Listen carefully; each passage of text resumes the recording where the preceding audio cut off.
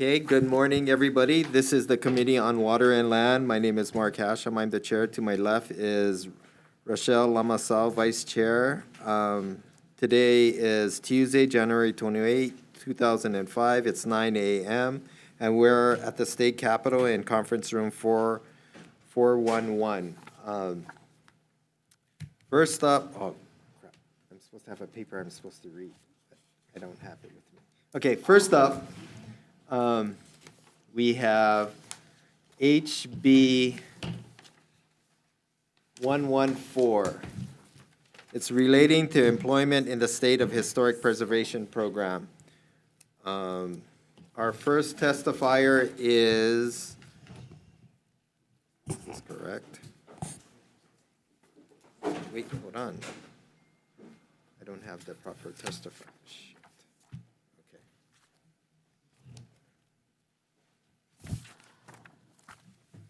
Okay, first up we have Jessica Puff, DLNR, in support. Or DLNR in support. Good morning. Ryan Konakole on behalf of DLNR. The Department of Land and Natural Resources strongly supports HB 1144, which will strengthen our ability to retain qualified professionals in the State Historic Preservation Division. We're here to answer any questions. Mahalo. Okay. Next we have HGA in opposition. I don't see Randy. Are they on Zoom? Okay. That's all the testimony that we have on this bill. Is there anybody else wishing to testify? Seeing none, members, are there any questions?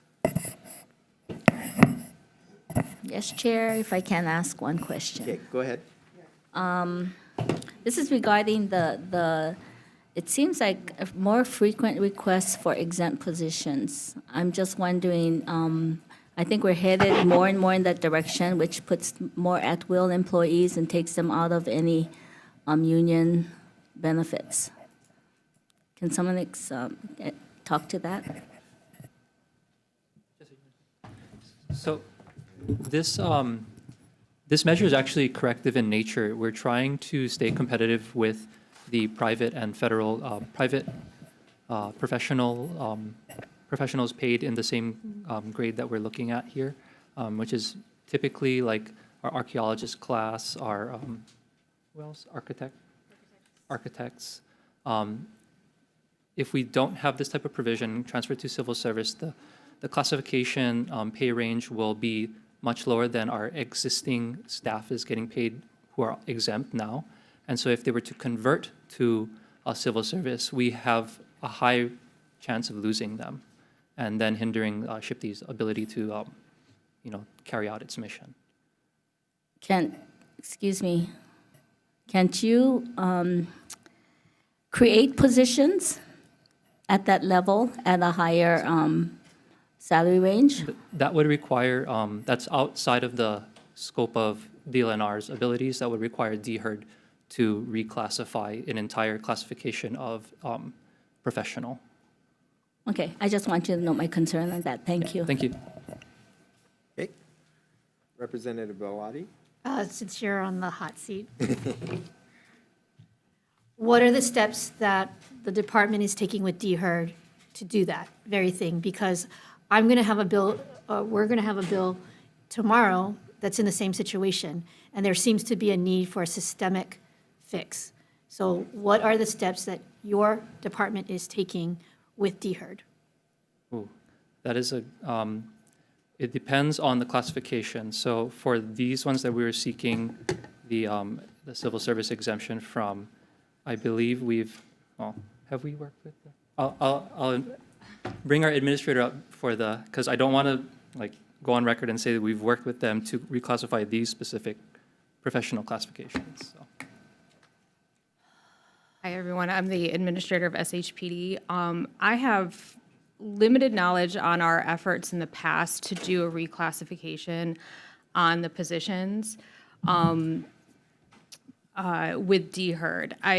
From my recollection from when my predecessor, Dr. Downer, was working on this, it seemed like there was a complication because SHPT's positions in terms of the archaeologists and I believe the architectural historians they are lumped in with other agencies. Like the classification is the same that other agencies use. And so we would have to work with DHERD to create an entirely new classification for our archaeologists and our architects, architectural historians who work at SHPD. And it takes time, and I believe we started the process, or at least started the conversation of starting the process with Alan, and we need to pick that back up again. But this is an immediate remedy that would allow the positions that the state legislature created a couple terms ago to remain at the pay levels that they're at right now. It would not convert all of our civil service staff, just a limited number who were of positions that were established, and the pay was increased in a previous legislative session. One follow-up, Chair? Chair, one follow-up? Oh, go ahead, sure.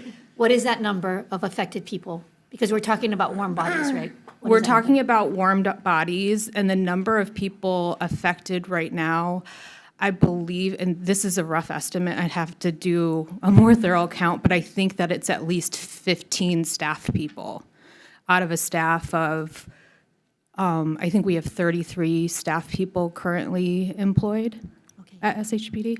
I think a follow-up, because if this kind of bill continues to move forward, and I'll be asking the same questions of other departments as we see them. Sure, and in the time, I'll get the numbers straight so that we have a definitive number for you all. And please continue to press DHERD, because this is a systemic problem. This is not something that we should be doing by exemption.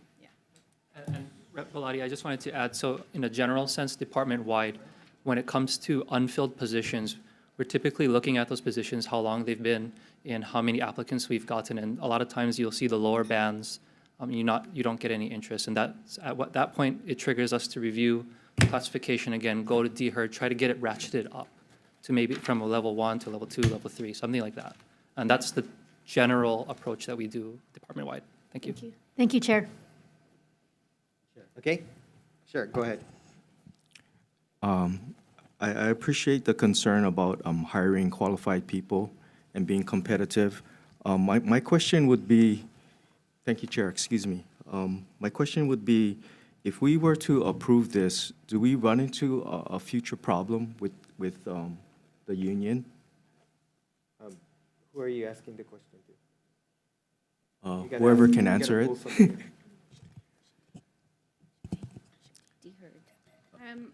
I think that that's a conversation between us and the union. I don't know the answer to that question at this point.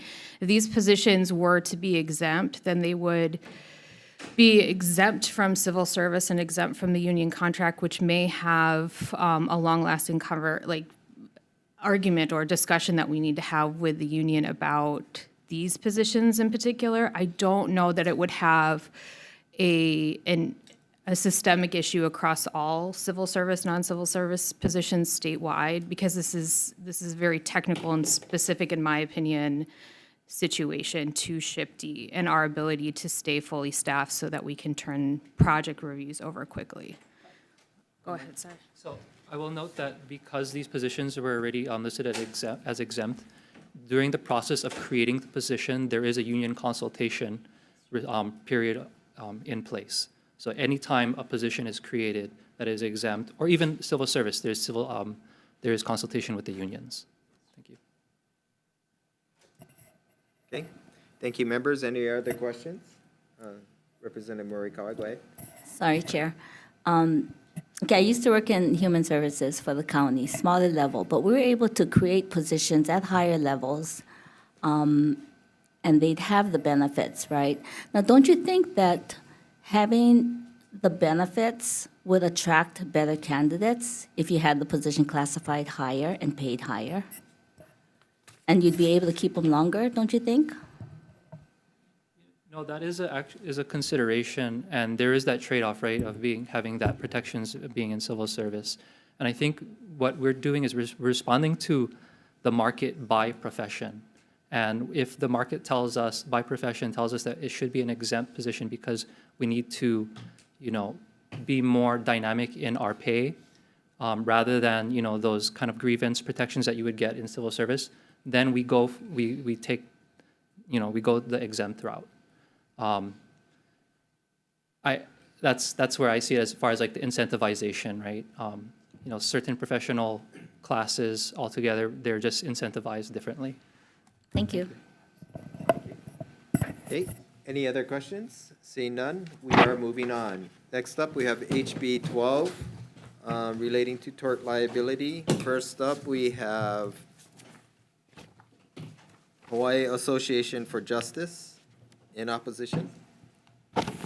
Aloha Chair, Vice Chair, members of the committee, Evan Oye on behalf of the Hawaii Association for Justice. We respectfully stand in strong opposition to HB 12. Our primary concern is the overbroad immunity that this provides to landowners. And we're greatly concerned because 520 was never intended to provide this type of immunity for landowners who, without a charge, have people on their land. And this would pretty much eliminate any form of or any ability for a person injured to seek a claim and under this instance. So we're extremely concerned with this measure. Also, another concern that we have in the language is the assumption of risk section, which Hawaii has specifically abolished the assumption of risk defense and adopted a concept of comparative fault for determining the plaintiff's level of degree of responsibility in their injuries. So we respectfully say that the comparative fault standard should be upheld.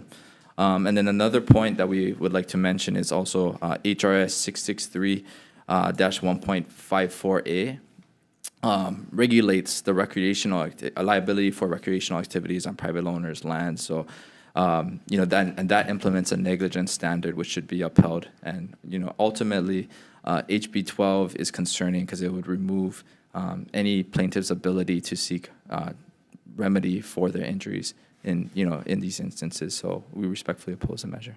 Okay, thank you very Thank much. you, Chair. Next up, we have about 15 individuals in support of this bill. Do we have anybody on Zoom? No, seeing none. Is there anybody else wishing to testify? Sure. Please go up and state your name and position. Aloha Chair, members, Todd Yukutake. I support this bill because for hiking, hunting, and also firearms purposes. I guess a lot of landowners are concerned about liability. If a hiker or someone gets injured on their property, and that prevents them from opening it up to the community. A lot of hikers want to, even now they may not even know it, but trespass on people's land, and private owners don't want them on there. But this might allow those landowners to allow for things like that. I'm also a member of Oahu Search and Rescue. We're a volunteer search and rescue team, and it would possibly open up other training areas for us. The more experience we get, in different places, doing searches or rappelling, things like that, the more places we're familiar with, the better we can help the community with our job. Also for hunting, especially like on Maui, they have the deer problem. Maui is mostly private lands and very few public hunting lands there. And private landowners don't want hunters to come onto their property, even if they're like destroying their farms, destroying their land. They don't want them there because of the liability concerns. And I feel this would kind of ease their fears and let them allow hunters onto their lands and take care of the deer problem better. Finally, firearms. We're short on firearms ranges in Hawaii. It could be for hunting, zeroing rifles, could be recreational use, teaching classes, things like that on private lands. And again, landowners don't want to open up their lands for those things because of liability concerns. So I think this would help to ease their fears for all of these, and that's why I support HB 12. Okay. Mahalo. Thank you very much. Anybody else wishing to testify? Seeing none, members, are there any questions? Seeing none, we're moving on. Next up is HB 29, relating to counties. First up, we have Department of Planning and Permitting.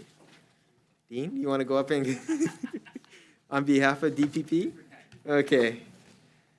Not here? Nope. Okay, next we have Grassroots Institute of Hawaii. Not here? In opposition.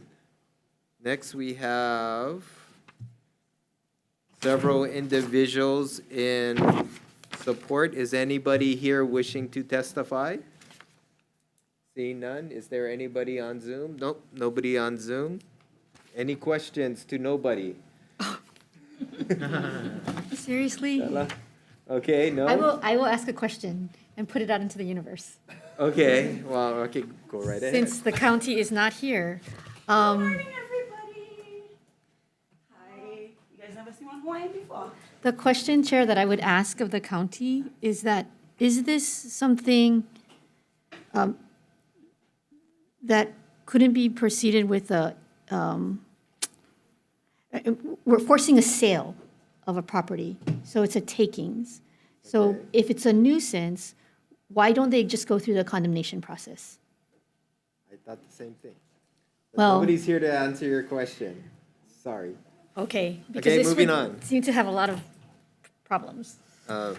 Next up, we have HB 175. Relating to property maintenance. First up, we have DLNR with comments.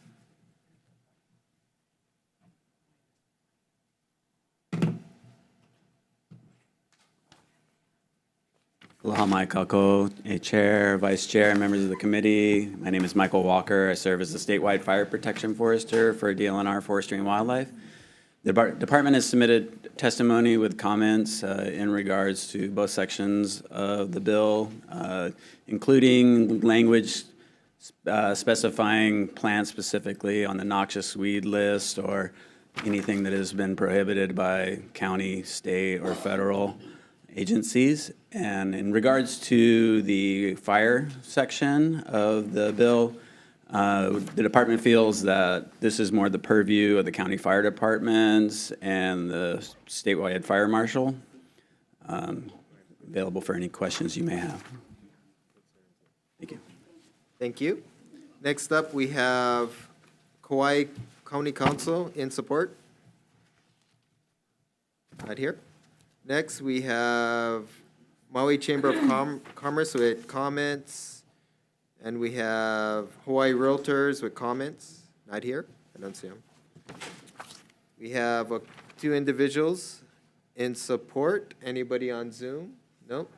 Anybody else wishing to testify on HB 175? Seeing none. Members, are there any questions? Seeing none, we're moving on. Next up, we have HB 331 relating to permits.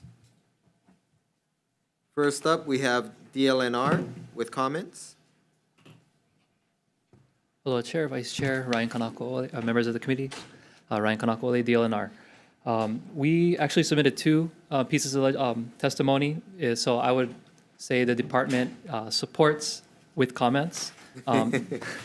DLNR, we support the bill.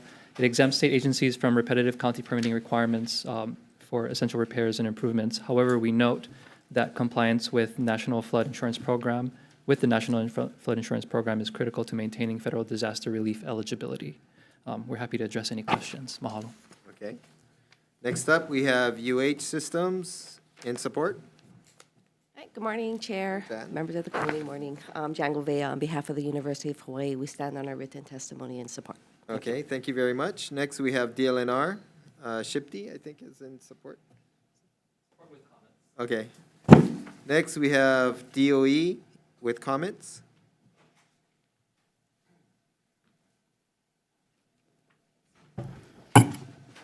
Morning, Chair, Vice Chair, members of the committee. Dean Uchida, Deputy Superintendent of Operations for DOE.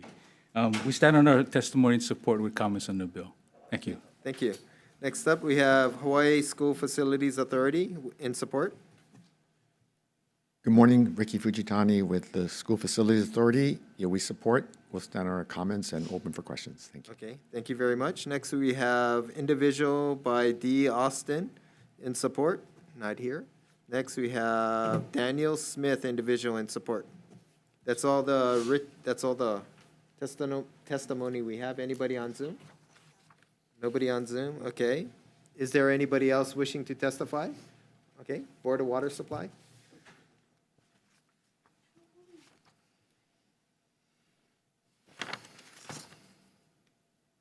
Thank you, Chair and committee members. Ernie Lau, Manager and Chief Engineer for the Honolulu Board of Water Supply.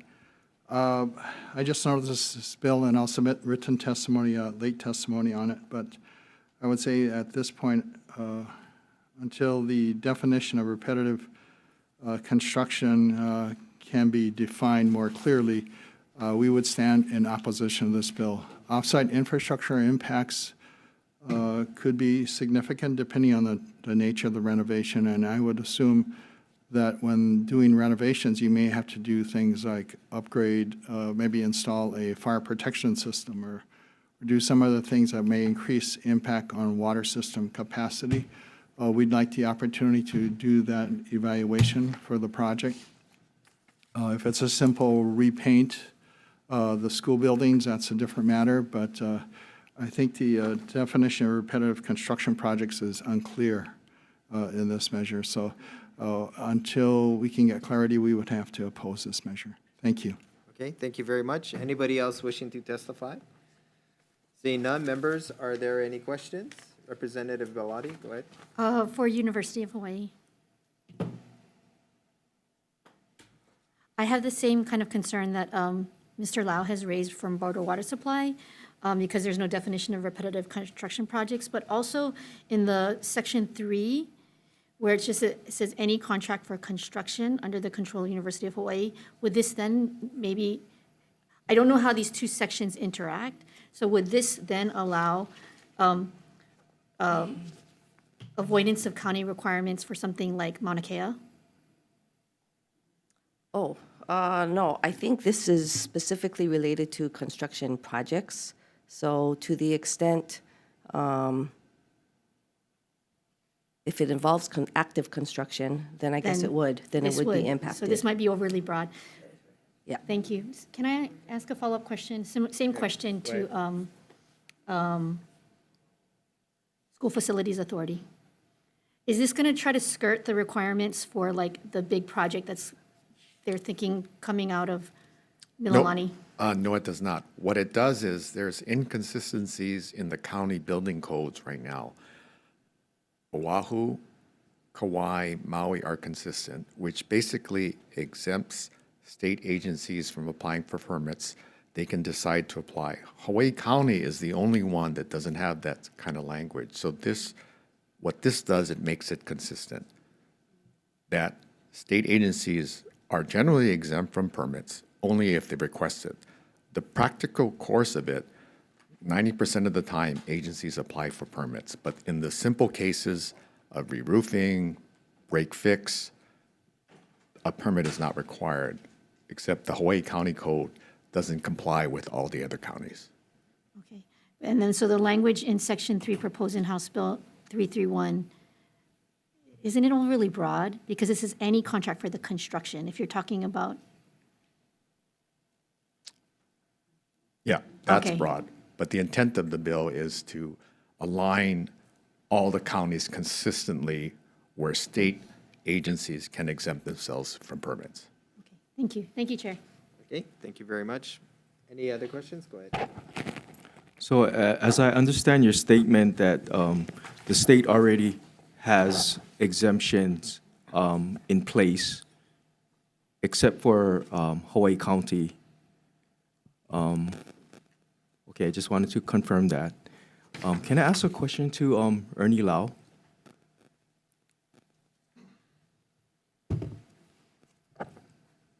I understand your concern regarding repetitive, maybe being too broad. Would you be able to work together with the committee to maybe tighten up what that definition might be to streamline the process? Because I can see the intent of this bill being positive. Of course, we don't want to open it up too broadly to have abuse. So Your concern is well taken as far as the definition of repetitive, and if we could tighten up that definition and the scope, the resulting scope of that, would that be a consideration for you? Possibly, Representative. We can reach back to our DPP and other agencies. From the Board of Water Supply's perspective, because we are financially self-sufficient, our ratepayers, basically people paying their water bills, pays for the operation and maintenance of our infrastructure serving our island. If the state agencies that utilize this affect water capacity and actually don't pay for that because they're exempt, then that's a concern, because that is a transference of cost burden to our ratepayers, existing ratepayers. So if part of the definition of repetitive that was tightened up addressed that water usage comparison from existing to new, and if it was within a acceptable range? Yeah, so maybe narrowing it instead of really broad. Yes. And I would actually, because I wasn't involved in the development of this bill, I would appreciate it for those agencies that are seeking this exemption reached out to me and explained to me what is the definition of repetitive construction. Okay, Okay, thank you. Thank you. any other questions? Thank you, Chair. Oh, Ernie, you can stay up there. I have one question. So, the Department of Education is proposing to define repetitive construction projects. It says limited to one-for-one replacements and minor repair, maintenance that do not increase the plumbing or electrical demand and do not require engagement in external agencies. Are you guys okay with that? Would that be a better definition that? That might be a better definition, but I know that the bill doesn't only apply to the DOE. It applies to University of Hawaii, DLNR, other state agencies, so, Okay, thank you very much. thank you. And again, my apologies to everybody, including the agencies that are trying to do this bill, because I just noticed this bill on the agenda, and I'd like to be able to provide our mana'o. Thank Okay, you. Thank you very much. Okay. Moving on, next up, we have HB 3, relating to beach management on the north shore of Oahu. Hold on. First up, we have DLNR in support.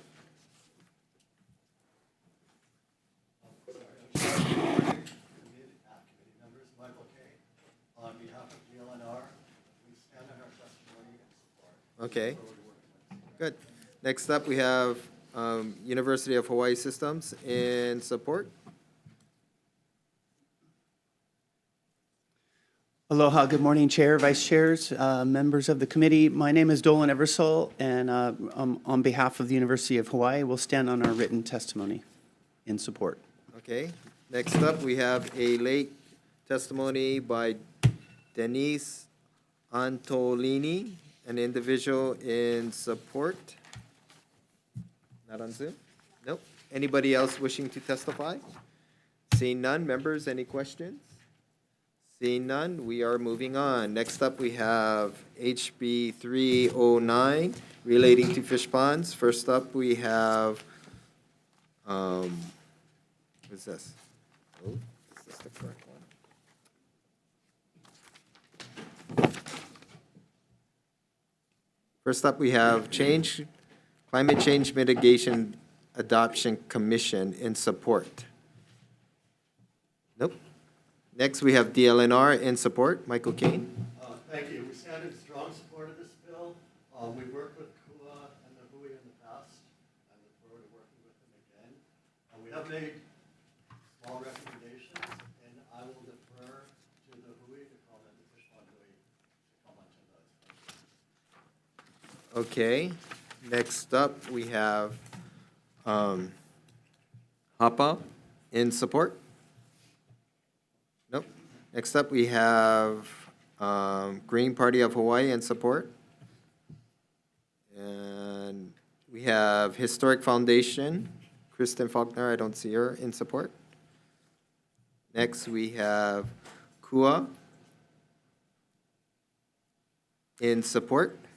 Go ahead. Aloha, aloha mai kako. I'm Olali Momi Fisher, advocate with Kua'aina Uloa Wamo, or KUA, and we serve as a support organization for 3 large state networks. Our largest network is our Hui Malama Loko I'a, which is our fish pond network, and we're dedicated to community-based natural resource management.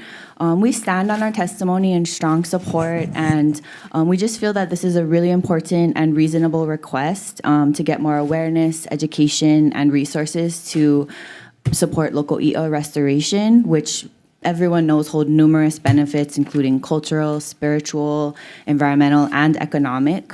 And really just to getting more communities involved in stewarding and protecting and managing their own natural resources.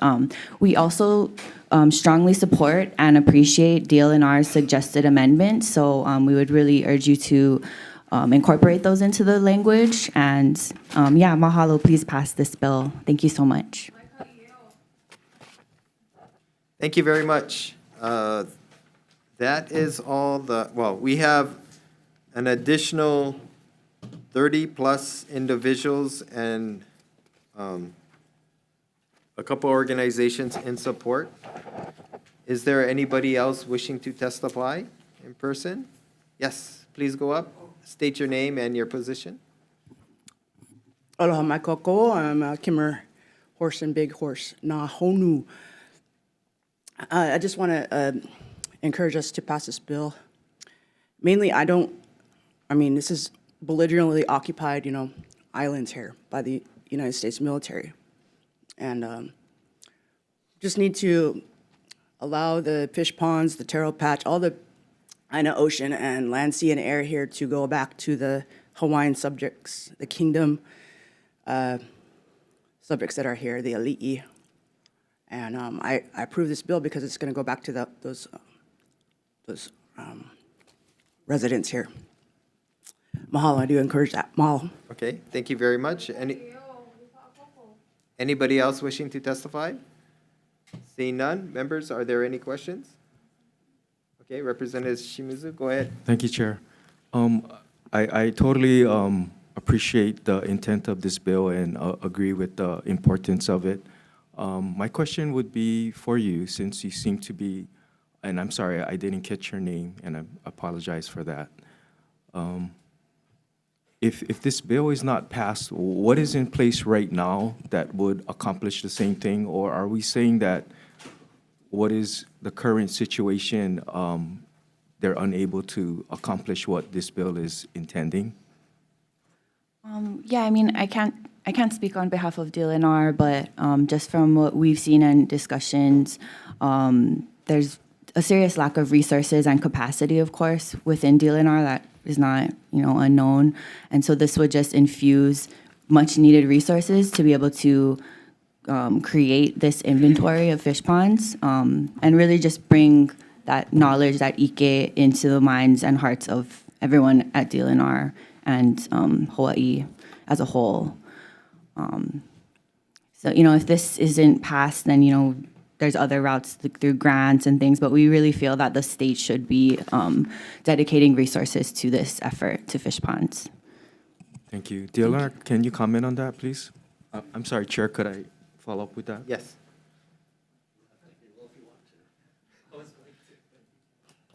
Thank you. So for some quick background, our office worked with KUA and the Hui about 10 years ago on a streamlined fishing permit process that's been very successful. At the time, there was a study with a certain number of, I think, 390 fish ponds that had been documented. We talked about referring to that, and what we heard from the practitioners is that that list was incomplete. There are entire districts, like in Ka'u, that weren't on it.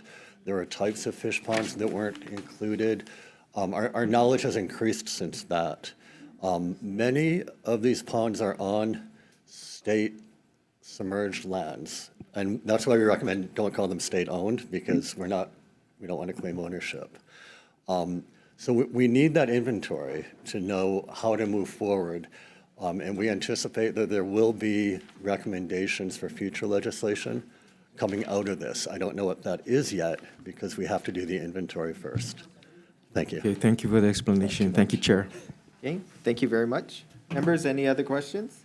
Seeing none, we are moving on. Next up, we have HB 306, relating to water code.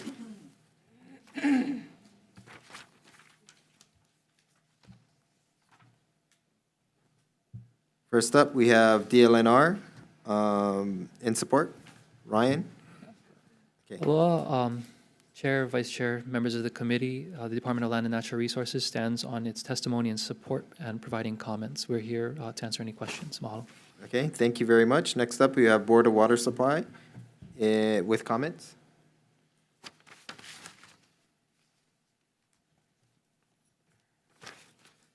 Aloha, Chair and members, Ernie Lau, Board of Water Supply. We have concerns about this bill, actually going from $50 to $60,000. Actually, I fully understand the need for the commission to have tools at their disposal to ensure that our water resources are protected, our VI is protected. And if there are abusers or people that are, contaminating it, they should pay the price. I also, realized too recently the EPA fined the U.S. Navy $5,000 for not showing up at a meeting, somewhat of a slap on the wrist, but it's very symbolic. So giving the commission tools to be able to enforce the state water code, which is overseeing a public trust resource for all of us, is important. So I understand that. I have problems with this bill, and it's expressed in our testimony. I would like to actually suggest maybe the committee considering HB 1142, which I believe is that the governor's bill? Part of the governor's package as an alternative. I think that provides a roadmap forward that is fines that, remember, these fines could also affect regular people, not just utilities like the Board of Water Supply, but just uncle and auntie with a farm or something, and to go to such a large amount, I think is it's hurtful.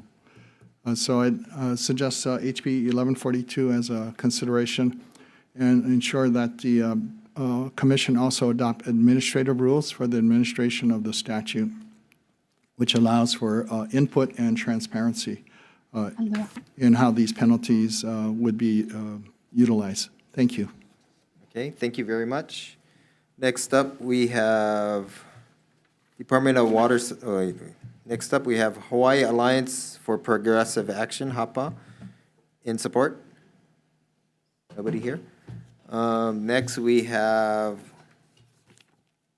okay, hold on. We have probably 50 other members or individuals and departments that are testify in support. Is there anybody here in person wishing to testify? Go ahead.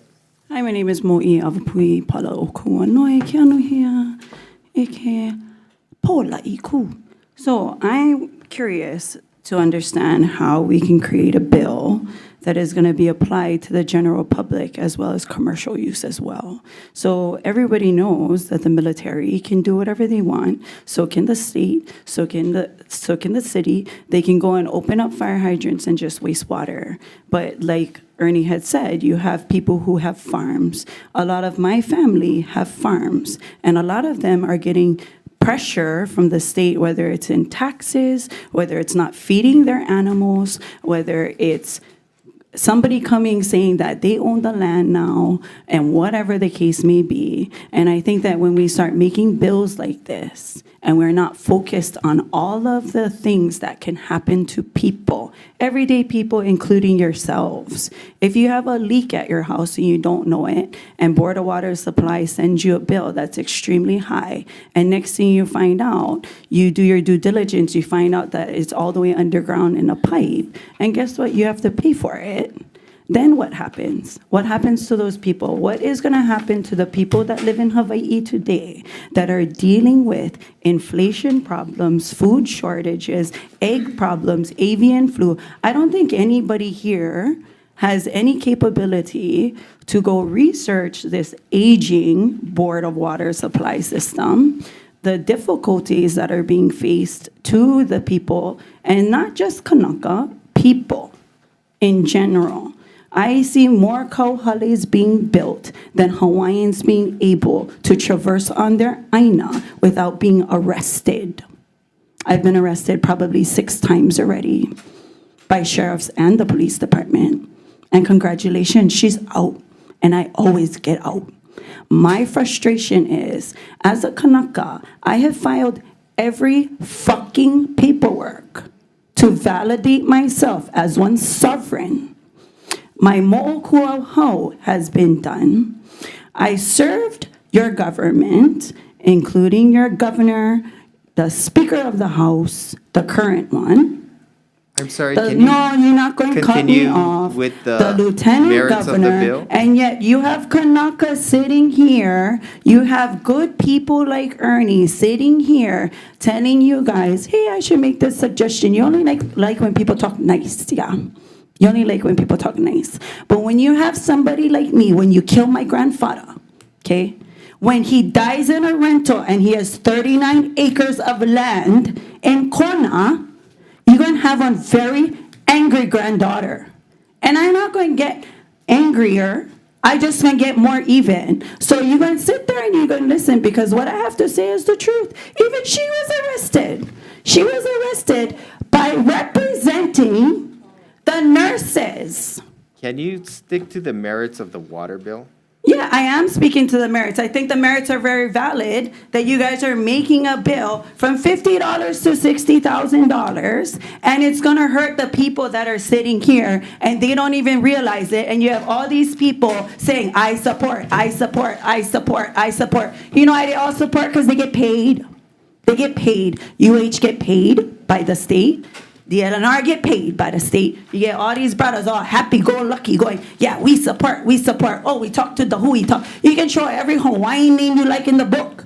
The bottom line is, you're not doing nothing for anybody but your damn paycheck and yourself. And I'm so grateful that we have people like her, like Kim, that is willing to stand up for nurses.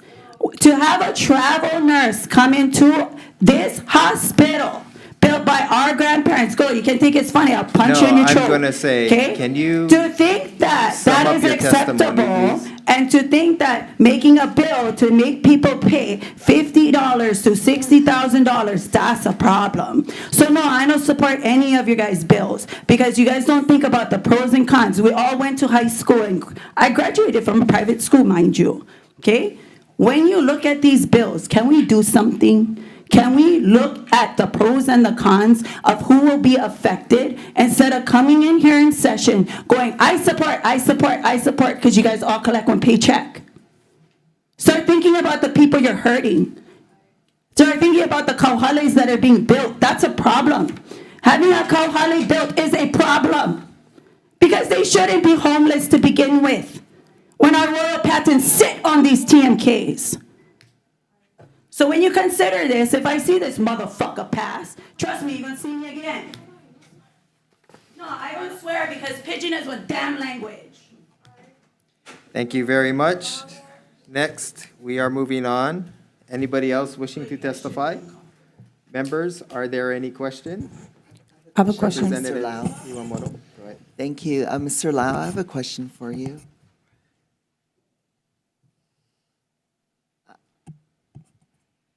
So the way this bill is currently drafted, it says that the commission shall determine the penalty amount. And you mentioned the auntie and uncle who may get penalized. I would also imagine that this bill is directed at some corporations who violate and waste water or, break the law.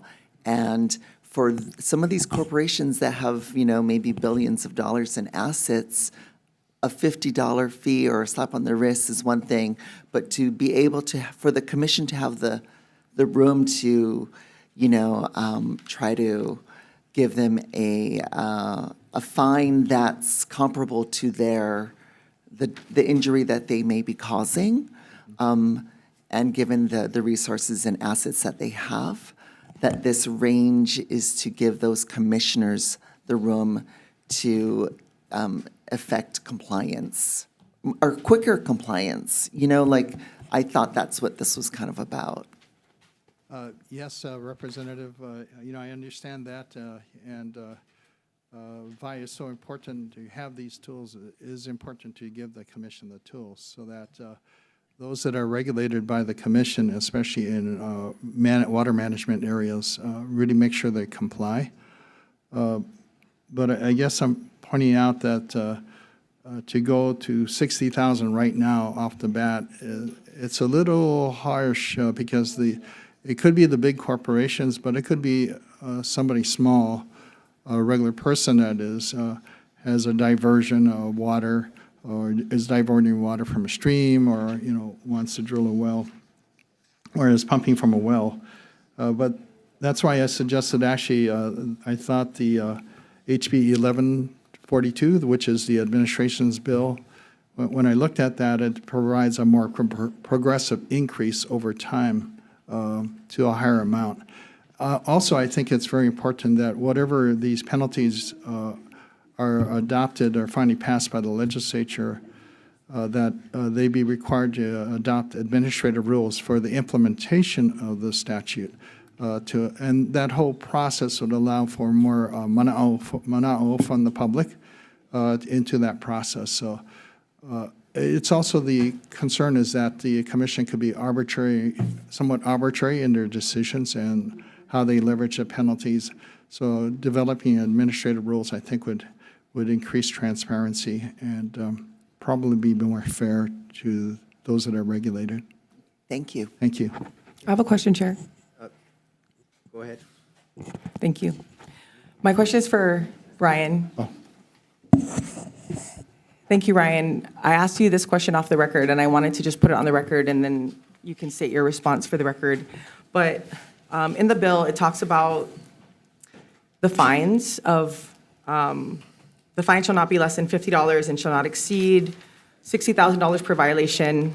The next sentence says, each day that a violation exists or continues to exist shall constitute a separate offense. Then the language shifts and it says penalties for continuing violations. So my question to you earlier, off the record, was, do you think this is a vagueness issue? Because you could technically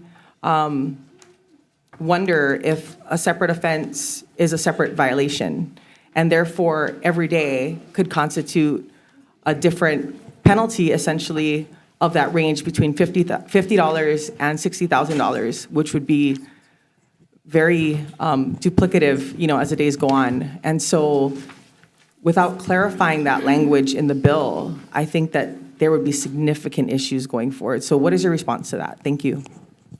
So I agree with that call out that that phrase, penalties for continuing violations shall be assessed from the earliest known date of the violation, causes some confusion because it refers to continuing violations in opposition of what was previously stated in the proposed statute, right?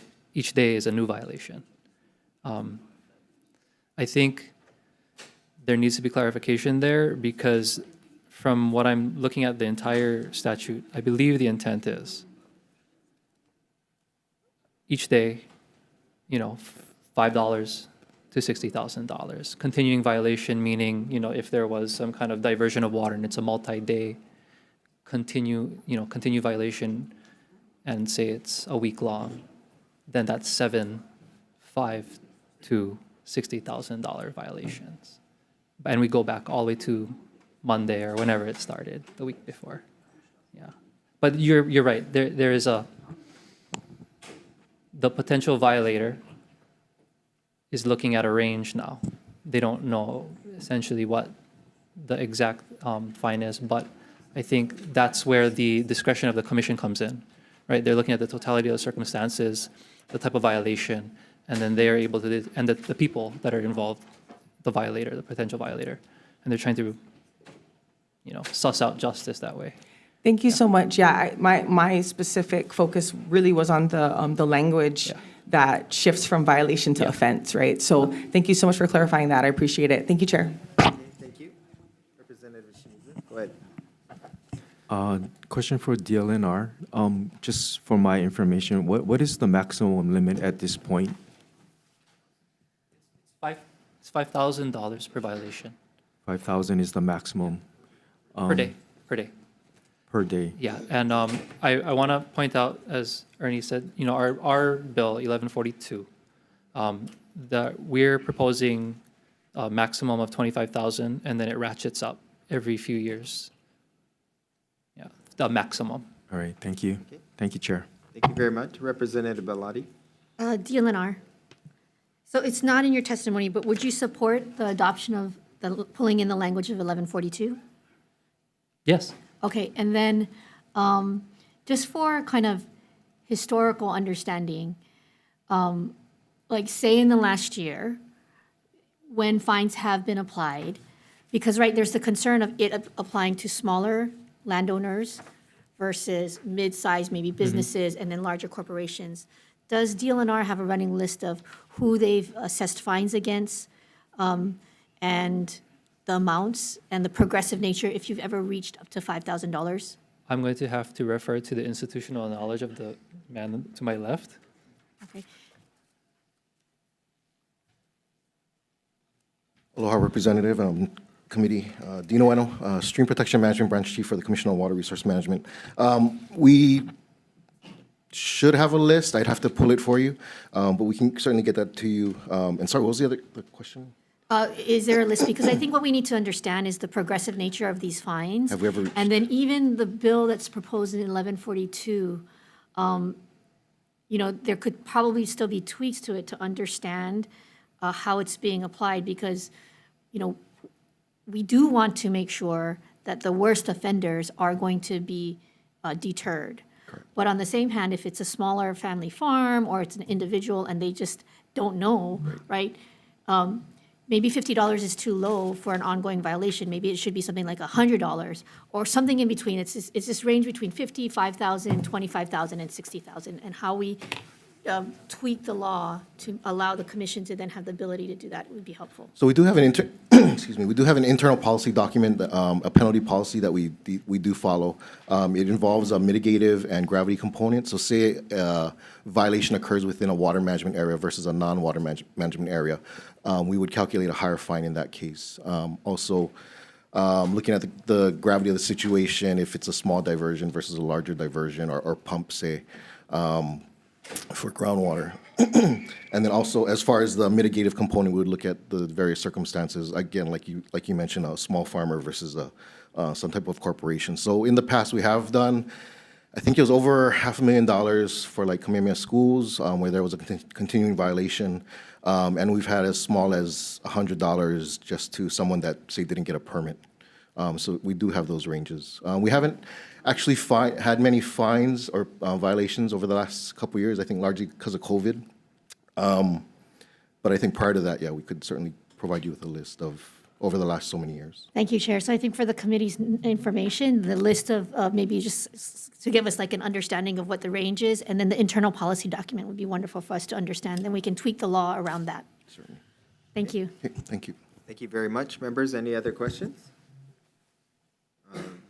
Nope, seeing none. We're moving on. Next up, we have HB 505. Excuse me, I wanted to testify on that bill. We're moving on to the next bill. So, Water bill? The one we just talked about with the LNR?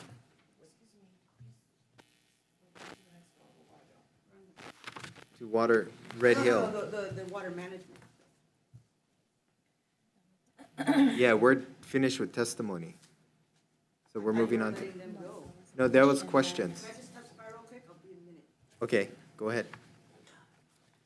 Look, I don't understand why we don't understand that this is a belligerently occupied kingdom of Hawaii here. Her last name is Mo'i. Do you know what that means? It means chief. It means ali'i. So we got to figure out, like, if you're gonna, like, Kamehameha Schools, I guess, is in violation, right? Like, they need their own separate, like, you need to deal with them differently. She has a royal patent. They have more right than anybody. They're hostages in their own country. So when we manage the water here, The state really has no power, right? According to international law.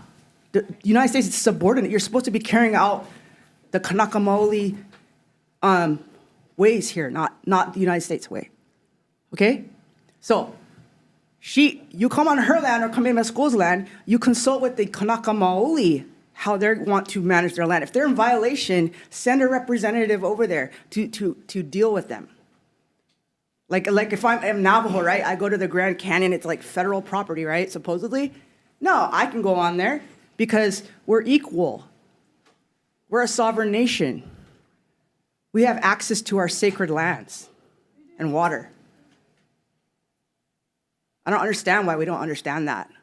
And the disrespect that I keep hearing about the state, United States, the military, this and that. Give these people some respect. Give these people some acknowledgement. Instead of minimizing that her grandfather was killed by some DLNR officer from the state. You cannot answer these people with violence. It's against international law. It's a war crime. You're belligerently occupying this Aina, belligerently. They are hostages in their own country, just like the Palestinians, just like any other Ukrainians or whoever else, people, Vietnam, Philippines, whoever else we go and we occupy their country. Mahalo. Thank you very much. Okay, moving on. Next up, we have HB 505 relating to Red Hill. First up, we have BNF, Budget and Finance, with comments. Next, we have University of Hawaii Systems in support. Next, we have DLNR in support. Hello, Ryan Kanakole, Department of Land and Natural Resources. The department strongly supports House Bill 505. We support the funding for the Red Hill VI and the establishment of the special fund. We believe that that's critical to continuing the work of the VI. We just want to note that last session, we've created 3 positions to support this function. We are currently actively recruiting for it. This additional, what's added in this bill is critical to continuing that work. So we're available for any questions, Mahalo. Okay, thank you very much. Next up, we have Board of Water Supply in support.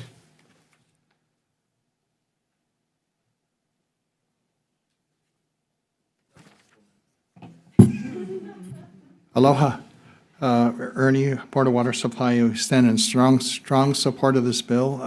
I just want to mahalo DLNR for being willing to create those positions and take on this responsibility. I've been working on the Red Hill issue for now 11 years, and it's clear to me that within the regulatory framework, it won't get us to where we want the INA and the VI restored, that we actually have to create a structure that will last beyond the regulatory framework. And that structure is the Red Hill VI. So I'm mahalo I strongly support this bill, and I mahalo the community for standing on this, on the issue of Red Hill, because if we would not have been at where we're at right now, if it wasn't for the community, as a Palina, to stand together to hold the military accountable for what they have done to our INA. Mahalo. Thank you very much. Next up, we have Coalition Earth in support. Not here. Next, we have Ka Lahui Hawaii in support. Okay, yes. Mahalo, Chair Hashem, who is also my representative for my district. And I want to mahalo this committee for hearing this measure.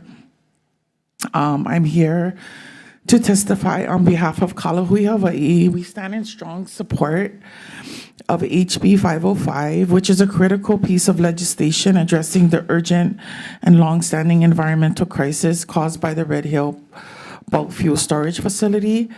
The contamination has affected the lives of thousands of Oahu residents, and many of whom are my friends. I am also a water protector, and we have fought long and hard to get the Red Hill facility to shut down. And I just want to just say that this is a necessary bill to move forward. We do need insulated political office that would be the catch-all for the remediation of Red Hill and for the ensuring that there's financial resources to clean up. It's going to take decades. I hope all of you read the VI report. It has really good information in there. According to the VI report, there's almost 2 million gallons of fuel that has been spilled over the 80-year-long period history of the Red Hill facility. So I urge Kalahui Hawaii, we urge this committee to pass HB 505 without delay. Mahalo nui. Okay, thank you very much. Next up, we have Sierra Club in support. Online, nope, nobody's here. Next up, we have Democratic Party of Hawaii in support. Next, we have Hui Malama Pono Hawaii on Zoom. Are they on? Oh, not present? Okay. So we have probably 30, 40 other individuals and a few organizations in support of this measure. Is there anybody else on Zoom? Nobody else on Zoom. Members, is there anybody else in the audience wishing to testify? Please keep your comments to the Red Hill issue. Okay. Ola ikawai, water is life. All of us need water to live this life. As a former CRI Kanakamoli representative for Red Hill, coming up on almost 4 years since it was told to the public of their poisoning of our VI. Now, I wish DLNR did fines for the Navy, like how they do for other people. Yeah. But we need the government to do more, to be harsher on them, to hold them accountable for their crimes. These are criminals. They're not just military occupying our aina. What they're doing is poisoning us, walking away and thinking nothing of it. And if we continue to let them do as they wish, they'll do it without any reparations, as we can see, right? Nothing will ever happen. So I support HB 505 completely. I know many of us do. We've walked these streets, and I think we got to do it again just to wake up the people. Because it's so silent that you guys may have forgotten that our water is poisoned due to the U.S. military, due to the U.S. Navy. There's still sediment sitting in those tanks. There's still procrastination every single time. They don't show up to meetings. I walked away from the CRI meeting because I'm not that Kanaka to sit down and just, okay, we wait. No, I'm a cool Kanaka that'll want to fight them physically. But I can't do that, you know what I mean? Because we don't win those type of battles nowadays. We got to do it logically. Yeah, we got to come together as a lohui with the community, whether if you're Kanaka Mo'oli or not. You drink water, I drink water. I'm a mahiai, I'm a farmer. We need the vai to ensure that our kalo, our ulu, our uala, everything that we produce is fruitful and abundant for the people. So please pass HB 505. There's more meetings about this. We need to be here, make it more public meetings, neighborhood board meetings, talk more about it because people are forgetting. Ola ikawai. Mahalo nui. Thank you. Go ahead. Aloha mai kako. I am an affected family member of Red Hill. Almost 10 years, me and my ohana has been living... Sorry, can you state your name and your I'm position? so sorry. Davy Ann Momilani Thomas, born and raised from Oahu, but I am an affected family member.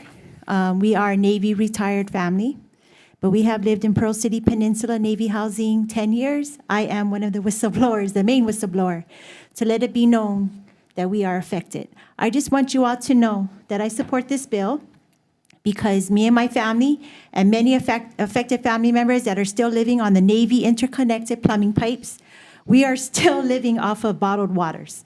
I do not trust our island water flowing through their NAVFAC plumbing pipes. And I hardly hear anything from the Navy, and I don't trust their word. And I'm thankful for what Board of Water Supply, our Oahu water protectors like Healani, and our Kia'i, our protectors, are all doing for us. So please support this bill. Mahalo. Thank you. Good test. Anybody else wishing to testify? Board of Water Supply for the... Oh, go ahead.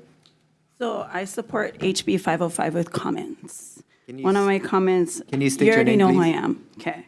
One of my comments should be that part of the economic support on the bill should come from the Navy, because the Navy is the one who did it, and that's who should be supporting the cleanup.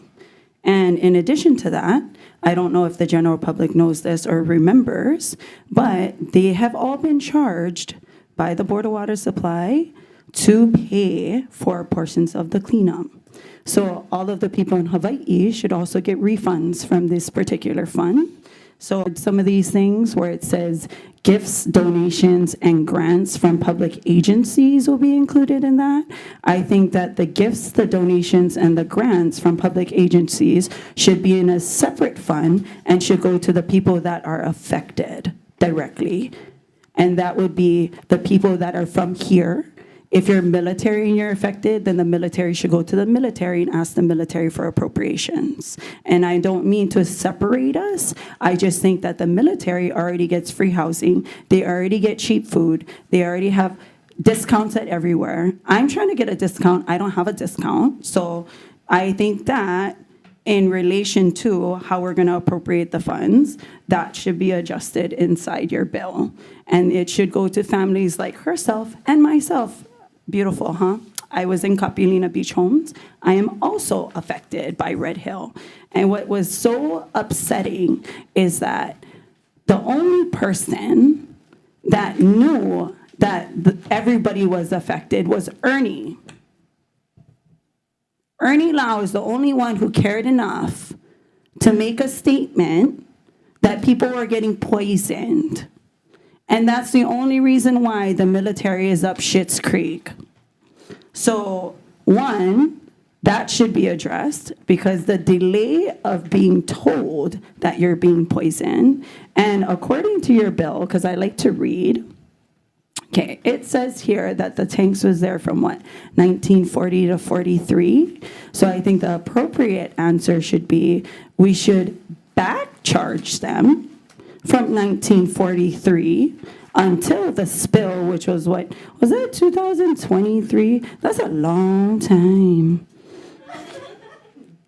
And I think the appropriate rule of law, because we have some lawyers in here, 3 times the reparation when you commit fraud against somebody. So from 43 to 2003, calculate that. I'm really good at monopoly money. Minimum, what I would require is, I think you guys owe me minimum $1.2 billion a year because you guys sit on all of my INA. And you utilize these capitals to make rules about what you guys are going to do with our land and our money. That's kind of weird. What's even weirder is that you guys just accept it and think that Kanaka are dumb. We're not dumb. So 1,940,000 gallons of fuel. November 20th, 2021. Oh, not 2023, 2021. And that's what I think is important. We should be looking at these bills and putting in correct policy. And one of those correct policies is returning money to the people of Hawaii who have been paying the bill for the Navy. We should also be charging the Navy appropriate fees. And appropriate fees is not $5,000 to miss a meeting. Thank you. Thank you very much. Members, anybody else wishing to testify? Board of Water Supply once again.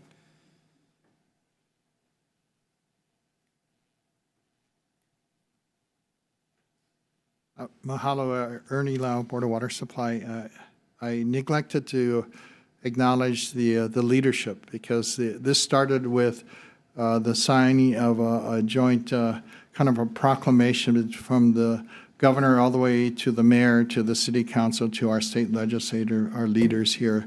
The efforts on Red Hill, the progress we've made, and I think the effort to sustain that progress going forward into the future requires all of us to stand as one community with one voice.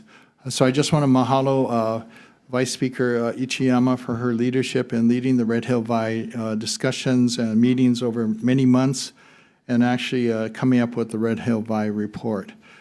So I just want to also acknowledge because this is a whole community effort to hold the military accountable to restore our INA. Our congressional delegation is also an important part, and I mahalo them for their leadership and continued support on this issue. Mahalo. Okay, thank you very much. Members, are there any questions? Representative Shimizu, go ahead. I have a question for you, Ernie.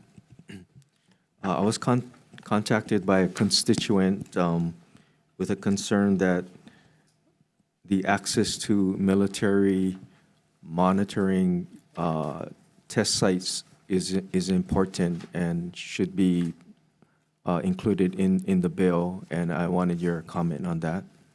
I think the access issue, we've been kind of requesting over a number of years to get access to be able to take samples. There has been some progress, but then, things I think are right now kind of at a standstill. Access to the monitor wells that they've installed to be able to take water samples and do independent testing. And I think this all falls under the category of third-party, independent, objective testing analysis of the groundwater to determine the nature and extent of the contamination spread from the Red Hill tanks to wherever, to Halava or Mauna Loa Valley. Third-party independent testing, I think, is important going forward. Ensuring that the data being collected is done in a fashion that is going to produce reliable results. Because we don't want to be 10 years, 20 years down the road and not find out after the fact that this is like garbage data because somehow the methods, weren't done correctly or consistently, and now we cannot rely on this historical data. So ensuring that that is done correctly. And I think the regulators, EPA and Department of Health, have a very important role in ensuring that. Thank you. Thank you. Thank you, Chair. Okay, members, Representative Biladi, go ahead. DLNR, please. I just have a couple of questions. In your testimony, it says that there's been funded 3 positions already. Yes. And then it says that currently interviewing for all 3 positions. What's the status of those? So we actually have interviews scheduled, I believe, this week for the administrative support specialist. So these positions were all created. They're funded last session. Funding was released around the fall.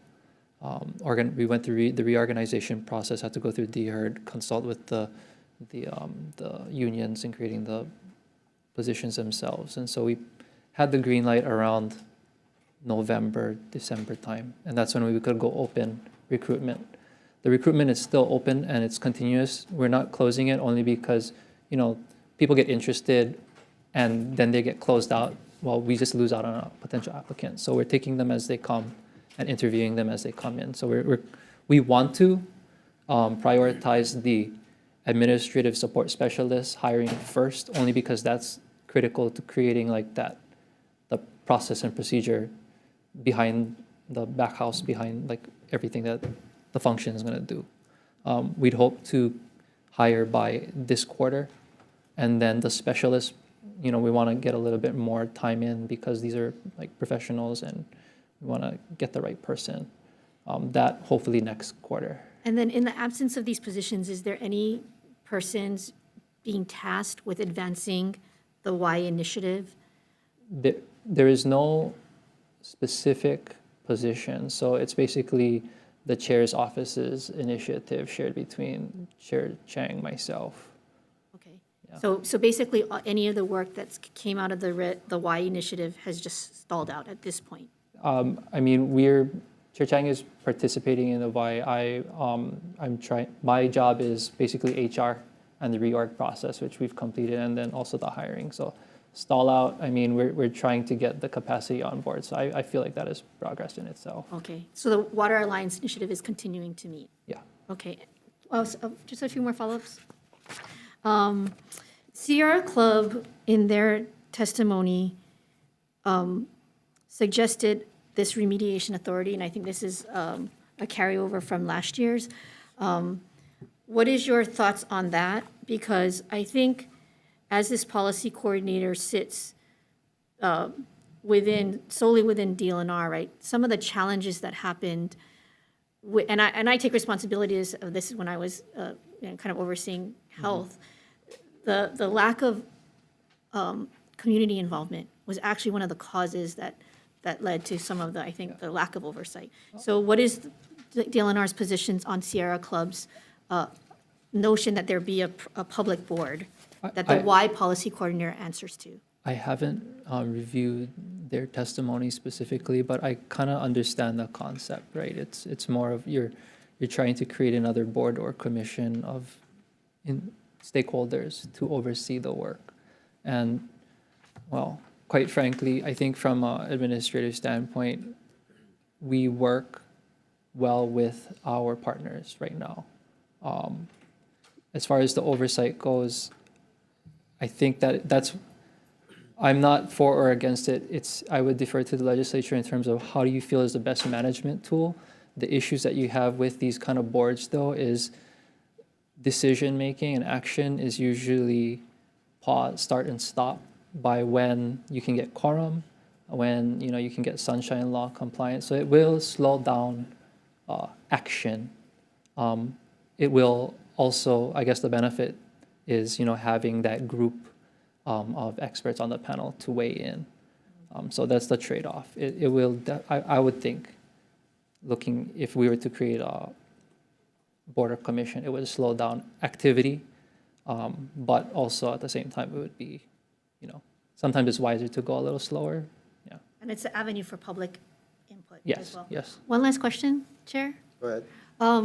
So much of the focus on this is the creation of a special fund that we hope will see seeding by federal government. So has there been any conversations, or is that even your authority? Is that something that's within the authority of the Department of Health to give us a status update of any kind of conversations with the military about compensation for the harm caused? Oh, I can't speak for the Department of Health in terms of that status. So it is the Department of Health that's overseeing those conversations Uh, with the actu- military? No, I believe that there are representatives of the VI itself that are Negotiating with the military? not negotiating, but in conversations. And the VI itself has, we have representatives, whether it be, and I'm not part of the VI, right? That's like Chair Chang. She is a point person in negotiations with the. Do you know who the members of the VI are?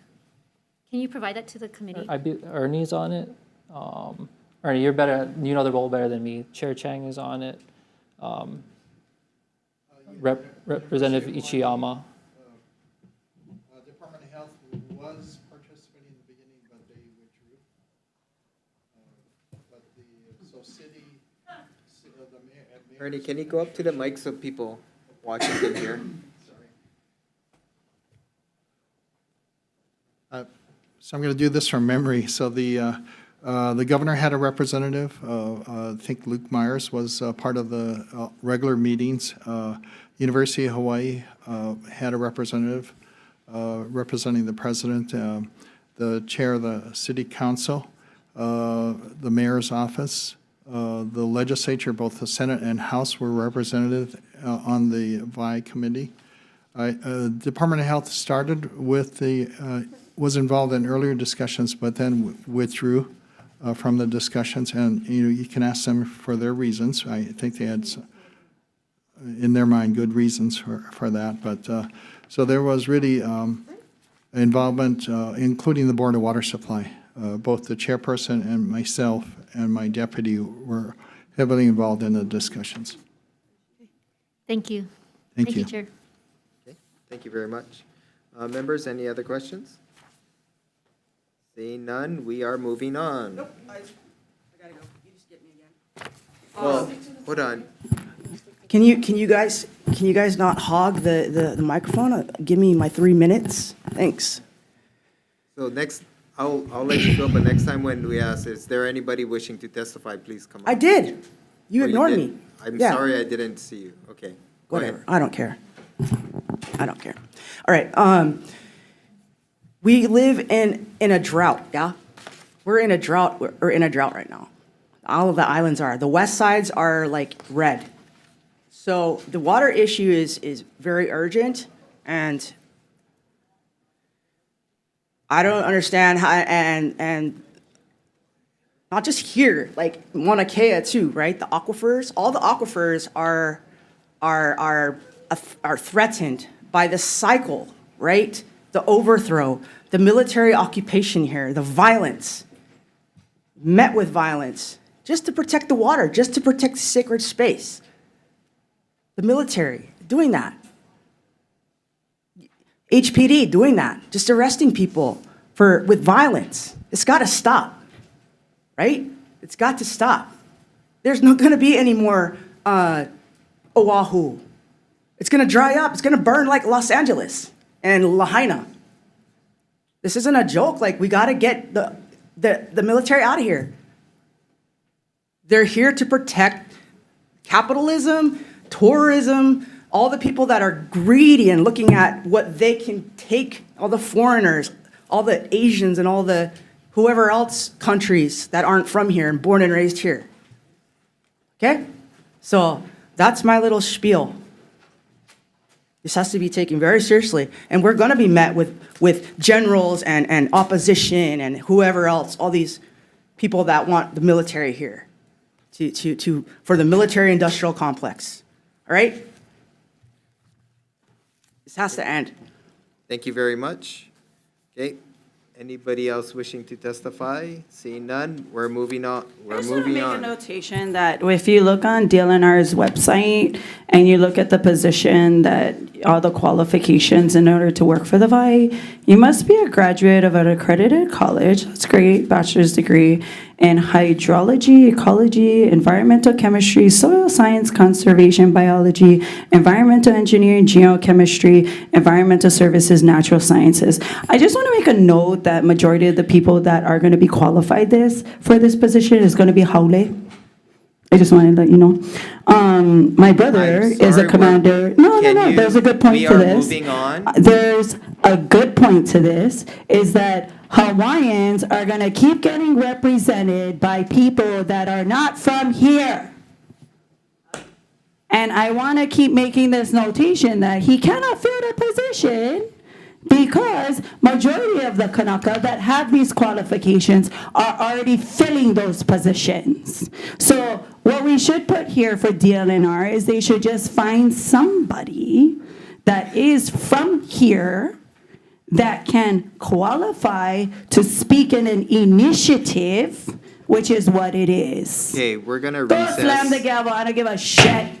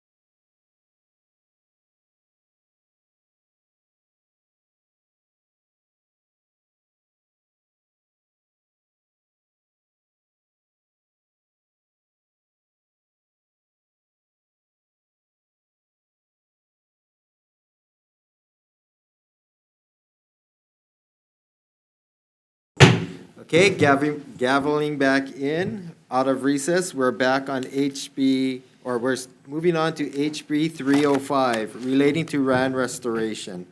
First up, we have Department of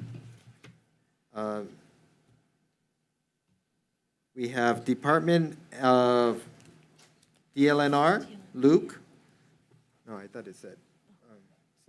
I'll do it. Okay. Hello, Ryan Kanakole, Department of Land and Natural Resources. We provided a opposition testimony here. We appreciate the desire to create the trust. It is a model. We appreciate that's one way of handling this cache of lands, right? It's creating a new paradigm for a specific set of land. That's one way. However, we oppose it because right now in the process, the lease renewal process, we're in the very beginning, and it involves multiple levels of significant public consultation at a number of levels. There's the EIS process, which we're going through with just one of the branches. Right now, there is one in process with another branch. That's just one step. Then there's the conservation district use permits that have to go through. Then there's the incidental take license. Then there's the habitat conservation plans. These are all steps where the public are going to be involved and shape the way that we manage the lands moving forward. At this time, we would recommend that process play out. At this time, we don't even know which lands will be returned, which lands are actually marked for retention that the department wants, because they're so early on in their information gathering, community engagement. And so we just want that current process played out before we start automatically envisioning. And it's not as if the uses that are proposed here we support those uses, but it's the part that kind of, you're taking a bunch of land that we don't know really which lands we're talking about, and then automatically putting it into a certain use without any BLNR, any expert review. And that's why we oppose it right now at this time. Thank you. Thank you very much. Next, we have Environmental Caucus of the Democratic Party in support. Next, we have Kalahui, Hawaii, in support. Did I pronounce it correct? Kalahui, Hawaii. Kalahui, Hawaii. Yes, thank you. Okay, I'm going to read my full testimony. So Kalahui, Hawaii is a Kanaka Maoli initiative for self-determination and self-governance formed in 1987. We fully support House Bill 305. 100% of the lands that the U.S. military currently leases from the state of Hawaii are ceded lands or Hawaiian Kingdom lands taken without the consent or compensation of Hawaii's indigenous people, U.S. Public Law 103-150. These military leases covering approximately 30,000 acres are set to begin expiring in August 2029. The U.S. military leases these lands on the islands of Oahu, Kauai, Maui, and Hawaii from the quote-unquote state of Hawaii.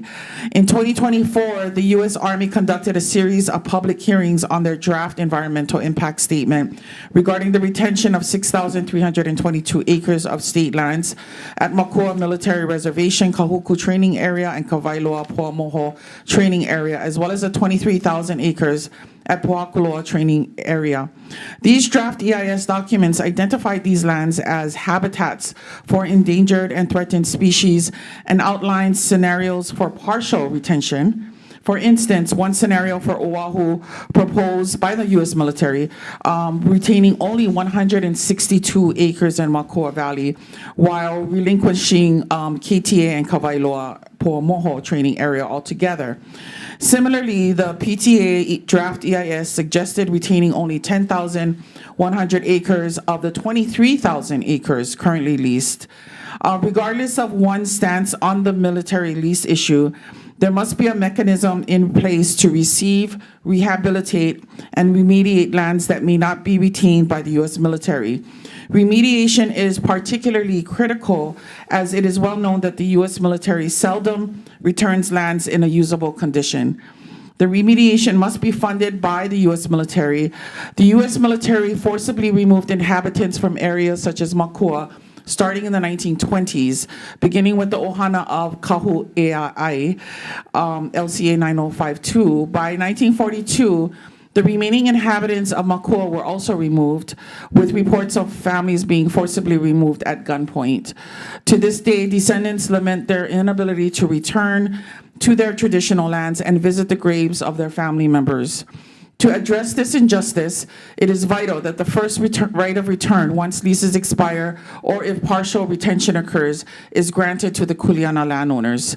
Similar to the process established for Kaho'olawe, military lands returned upon the expiration of state leases in 2029 should be held in trust until they are transferred to a sovereign Kanaka Maoli entity. Kalahui Hawaii strongly supports the precedent set by Hawaii Revised Statute 6K-9 for Kaho'olawe and advocates for its extension to any lands returned by expiring U.S. military leases. We respectfully and strongly urge this committee to pass HB 305. With gratitude, mahalo. Thank you very much. Next up, we have Jesus, probably 70, 80 people in support of this bill. I'm just going to go through the people that registered to testify. Do we have, what? Let me just go through the room. Is there anybody else wishing to testify in this room? Okay, go ahead. You can go up. Yeah, Uncle, go up first. Please state your name and if you're in support or opposition. And Representative Hashim, I want to point out, we do have some kupuna online that are waiting to testify as well from Hawaii Island. Yes. Mahalo. We'll go through the people that are here first, and then we'll go to the people that are online. So please keep your comments to the bill about returning lands to the state and the leases. And please summarize your testimony. So go ahead. My name is Liko Martin. I'm born and raised on Oahu. And I'm in support of this measure because I see it as an avenue for us to become a beneficiary, true beneficiary of the federal constitution, which we are very limited under the current definition of us as Native Hawaiian. Because these activities have passed, the activities that will now occur are still a violation of our neutrality. Okay. For our Lahui, neutrality, maintaining our neutrality is our most important, as one of our key issues going forward, because maintaining that neutrality affects how the state of Hawaii will engage to incorporate us into issues that will endanger our resources and will endanger us physically as a Lahui, as a total group, not just a part of the whole, but in our entirety, and also not enhance the international perspective to stabilize militarism and expansion of militarism, especially in the Pacific now with the relationship between the state of Hawaii and Indonesia, which I see as a great threat to our Timuananui, Okiva, which are the families and nations of the Pacific who have first people to come here. And I speak with respect for them, on behalf of them and all of our mutual kinship, linguistic, and bioregional alliances that exist now. Going forward for Oahu, as you can see, it's an exciting time, to say the least. Okay, I think that for sure, internationally, we will be pursuing venues which will actually situate the state of Hawaii being a provisional government which was imposed by the Congress having no treaty of annexation, having no boundaries. It's very clear they could not sign off on something and pass something. The issue here is the trust and whether has been a breach, to what degree that breach is existing. And these are things that, that's why I'm in support of this, that we will eventually end up back to home plate as an independent Hawaii being restored as an independent nation state. Neutrality is our guide. That is our position in the world. And I think that it's time for this body, of which I've seen this whole building coming from a boxing arena to what it is today, that you will take account of this, of what I'm speaking about, and respect to all the ohana here and everything. Okay? Mahalo. Thank you. Next, anybody else wishing to testify? Go ahead, you can go up. I wanted to go last for a reason. Please state your name and your position. I'm Her Royal Highness Shoshana Ariel Kahikala La'anui Wilcox. I'm part of the royal family of Hawaii. And I am here in support of my lahui and my people and everything that was said in, as far as for Bill 505. And I am in support of this bill as a member of the royal family. And that's all I have to say today. Mahalo nui. Thank you very much. Anybody else wishing to testify? Okay, go ahead. Aloha. My name is Laulani Teal, and I'm with the Ho'opaʻipono Peace Project. Today I'm speaking as an individual. And I'd just like to say that I'm in strong support of this measure. I do want to emphasize it is a compromise, for, to be very clear. The concept of Aloha Aina Land Trust, it's something that ideally we would create as a lahui, which would not be appointed by the governor, et cetera. But under the current, we're all working together in the current system that we're faced with, that we have here. And with what tools we can do and what you can do, this is something you can do. This is something we can do. If we don't do something together, then we have to do these things apart. I think that everyone knows that the benefit to our future collective generations will be better served by returning these lands to indigenous hands for restoration for everyone.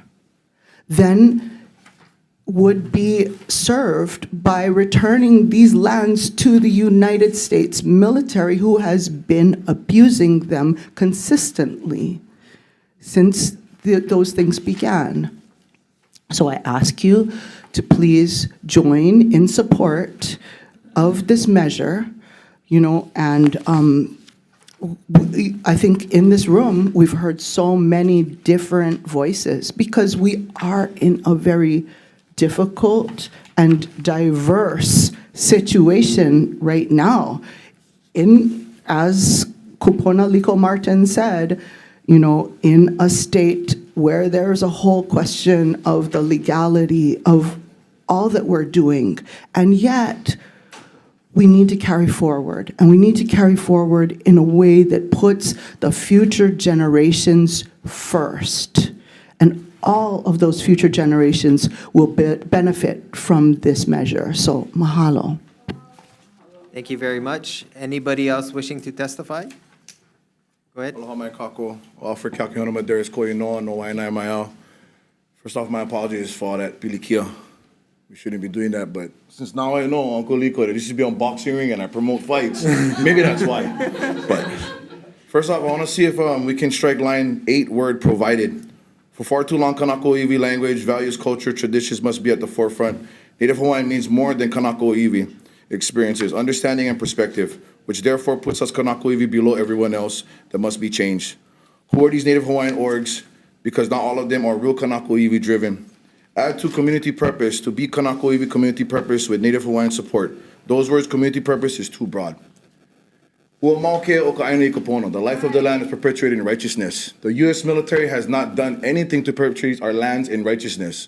They've been a problem not only here in Hawaii, but throughout the world. It's time for a change. We're coming up on 4 years of planning to remove them. The government won't do it. It's Kanaka like myself that will. You know, they're talking about deporting right now. They should be deporting them off of our homelands. That's the main people should be deported. You know, the audacity of them to think that they can actually renew leases or continue doing what they're doing after destroying Kaho'olawe, continuous bombing of Pohakuloa, Makua, poisoning our water of Kapukaki Red Hill. Enough is enough. It's time for a change, and I believe that our representatives that represent the people of Hawaii that voted you guys into office will listen to the people. This time around, please do what's right. We need more better people involved that's for the people of Hawaii, especially for those of this Aina. Without Aina, we don't have life. Without us Hawaiians, there is no Hawaii. So please understand that. Mahalo for you guys' time. I support HB 305 all the way through. Aloha. Okay, thank you very much. Anybody else wishing to testify? Go ahead. Go ahead. No, go, that's your third time. Go, girl. Oh, we don't care, girl. Hawaiians go whenever Hawaiians like go. You go ahead. I love Hawaii. I love the Hawaiian people. I'm 100% pure Chinese, but I love the Hawaiian people. Actually, Chinese culture and Hawaiian have a similar word, Jesus. It's Yeshua. It's the same in Hawaiian as it is in Chinese.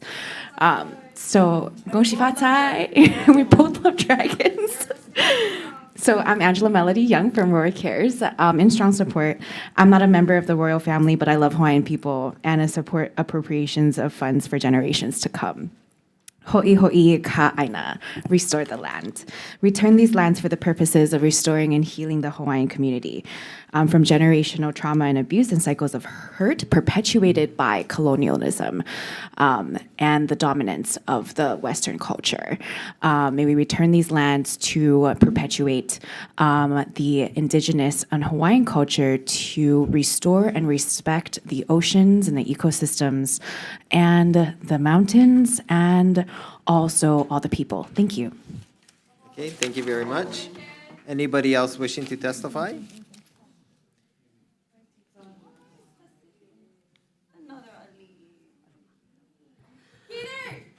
Aloha Water and Land Committee Chair, Vice Chair. My name is Ekini Lindsay, and in support of House Bill 305.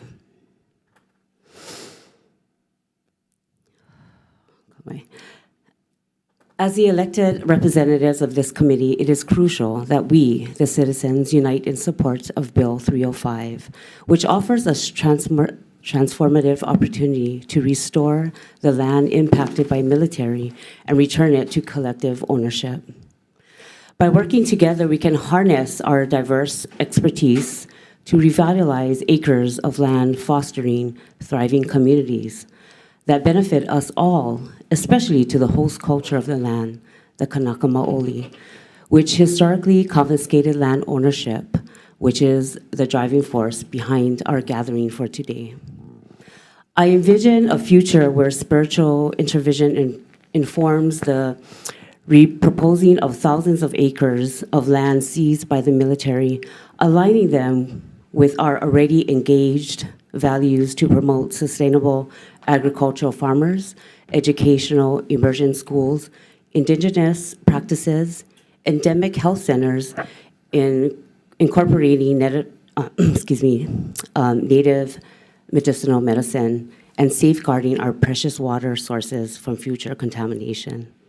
House Bill 305 marks a crucial step towards empowering a network of resilient entities to thrive on these lands, cultivating a resilient and vibrant community that flourishes amidst global uncertainty. With this support, we can build a healthy Hawaii. Mahalo. Thank you very much. Next, anybody else wishing to testify? Hello, it's Avapui again. I support the measure with comments. So you see all the Hawaiians over here.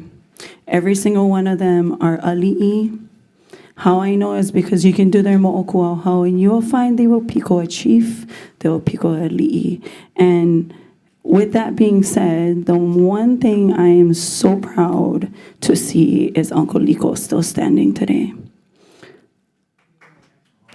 Uncle Lico Martin has been fighting for Kanaka rights with my own uncles, who is Uncle Levi Kalauli Ka'ava.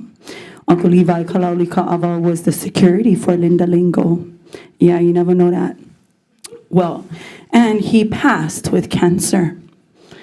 And today, as a representative of the Kalauli Ka'ava family, I will continue to fight the same way my uncle did, the same way my uncle Androculus did. So when you talk about Makua, that was him. 6 court cases, you took my family's lands. You would name Androculus Kalauli Ka'ava, Levi Kalauli Ka'ava, John Mac Kalauli, my family. Kahalu'u stream belongs to my family. So does Waiahole and Waiakane. So when I fight hard. Mokura Valley, I fight hard. 5556, 1 and 2. So I support things because it goes back to a Kanaka. And I just want to share with all of you, we have a Hawaii State Archives for a reason. You should all start reading it. We had 5 citizenships. We were inclusive, meaning not just Hawaiians. It was non-Hawaiians as well. If you were born in Hawaii, you were also a citizen of the kingdom. I was raised by Japanese. That's why I'm ruthless. And for your information, my family owned Associated Steel. Yeah, she's not the only one over here get big family, own big things. Brian Yasuda is my father. Can you stick to the merits of the bill, I am sticking to the point. The point is, you don't know much about me besides just being one ruthless, crazy Kanaka. I'm not one ruthless, crazy Kanaka. I'm one educated, ruthless, crazy Kanaka who happened to have one rich family that will build all your construction on this Pai'aina. And I can tell you for a fact that you can drill in Waikiki at the international marketplace and crack the Iolani pool, because my daddy was the safety officer. We built the rail, stage 1 and 2, and Avapuhi was running all over the cranes. Those are all my uncles.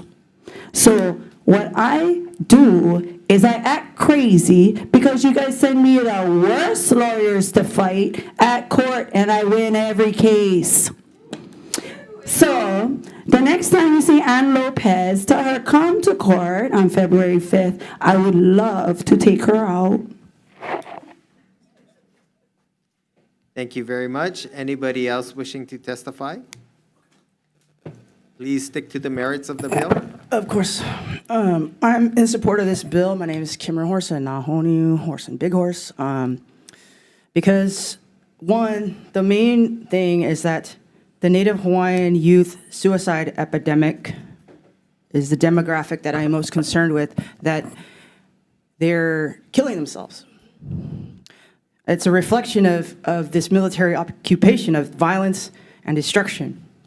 Man-made wars, man-made landfills, cesspools, condos, wave pools, telescopes, UXOs, artillery ranges, golf courses, contaminated fuel tanks, pollute the water aquifers, the ocean, the resources, the land, the air. Kanakamoli suffer houselessness, substance abuse, displacement, work 3 jobs, domestic violence, there's poverty, incarceration, child abuse, forced assimilation, sex trafficking, and the military is responsible for much of this domestic violence.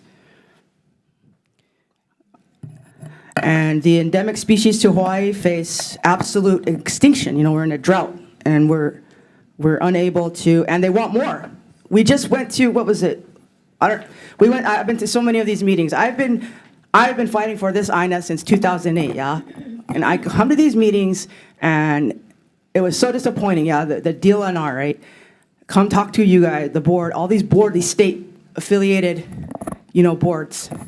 And the Royal Order of Kamehameha is still getting locked up and sent away in paddy wagons, yeah? That has to stop. And we just have to stop this violence. It's ridiculous. The last thing I want to say is,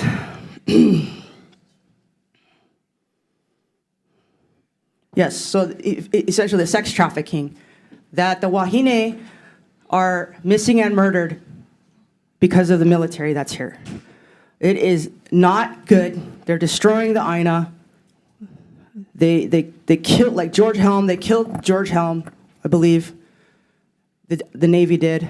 And it just has to stop. This has been going on. They need to get out of here. And that's what a lot of the Hawaiians want, because this is their kingdom.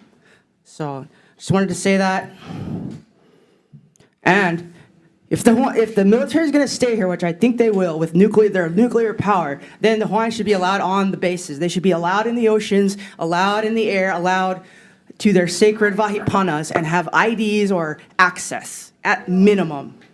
But we're not asking for that. We're asking for the military to get out of here. Mahalo. Thank you very much. Anybody else wishing to testify?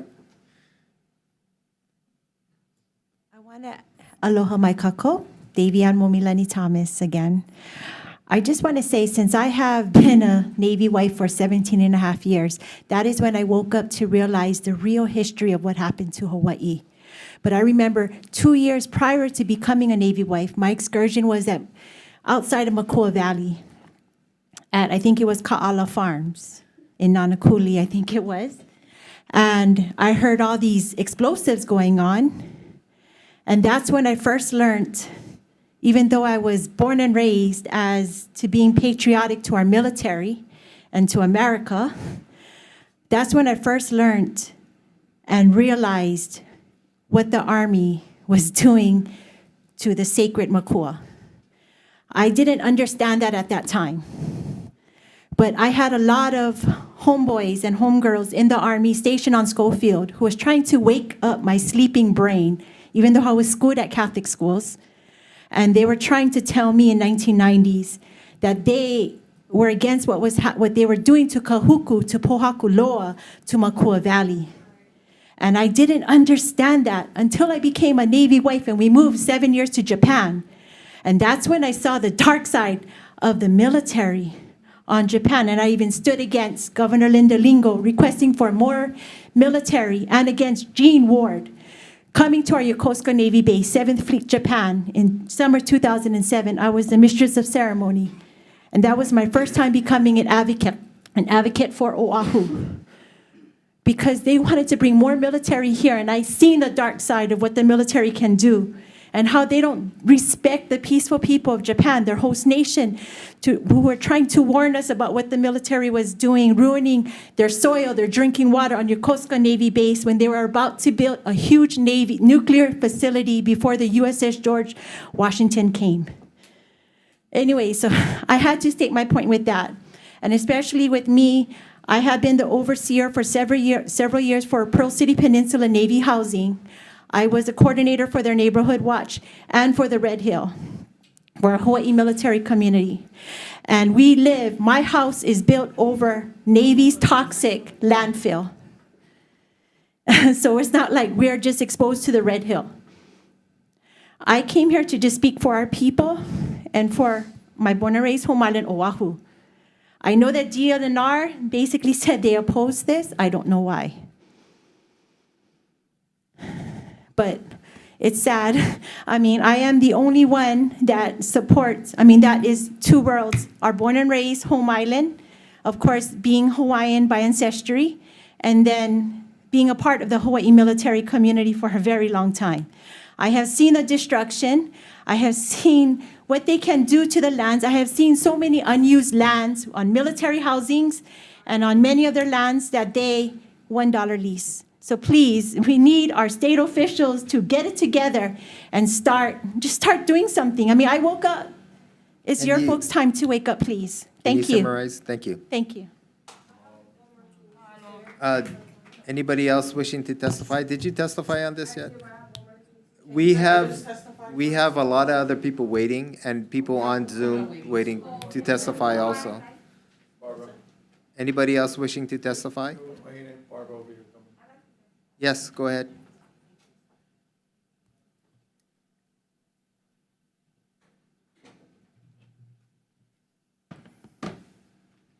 Aloha. My name is Barbara Altimus. I'm here to testify as an individual and family therapist, and I'm for Bill 305. I'm here to testify as an individual and family therapist concerned with the mental, emotional, physical, and spiritual health of people. I'm a published author with Penguin, addressing how to heal and transform pain. The first thing one has to recognize is that they are in pain and be willing to honestly look at the root cause of the pain. Living in a culture that values the sacredness of life and focuses on taking care of all living beings, not destroying them, is where healing begins. In a culture that bombs and desecrates the very source of life, the earth, and all of its inhabitants, this is an unhealthy, toxic culture. Not even a cockroach destroys its environment. As the US military extracts from Mother Earth to create bombs that kill everything they target, they are destroying the source of life that sustains all living beings, today and for generations to come. There's a major disconnect to one's source of life, and a lack of understanding that there is a way as human beings that we can find to cooperate with one another and have the mutual goal to be caretakers, not destroyers of life. The people who are doing the destruction are in pain. They are disconnected from who they are and why they are here as human beings. They perpetuate pain on everyone they come into contact with, as does an abuser in a home. The people whose land is stolen, culture attacked, language forbidden, and often forced into subjugation using racism and all the isms that come with this way of life, suffer tremendous pain and hardship. Living in Hawaii for almost 40 years, it is clear that the Kanaka are in great pain as their culture of inclusivity, cooperation, caring for the Aina and one another, and sharing their beautiful culture and hearts with so many who are not from these islands, are suffering great loss. Emotionally, physically, mentally, and spiritually. So many are houseless, hungry, struggling to make ends meet, and the list goes on and on. This was not the case for Kanaka before the illegal US occupation and militarization of these islands. The military has destroyed Ka'ulani and contaminated and is destroying Pohakuloa, Makua, and all the places they test their bombs. What is happening in these islands is a moral and international crime, and the healing begins when people are allowed to reconnect with their Aina and have their land back. Enough harm has been done. Your land leases are up. The only right thing to do is clean up your mess, pay reparations for the damage you have caused, and leave. You will begin your own healing in doing so and give the opportunity for the beautiful original people of these islands to heal and to thrive once again. And that's directed towards the military in particular and anybody else that goes along with that. Thank you very much. Anybody else wishing to testify? Go ahead.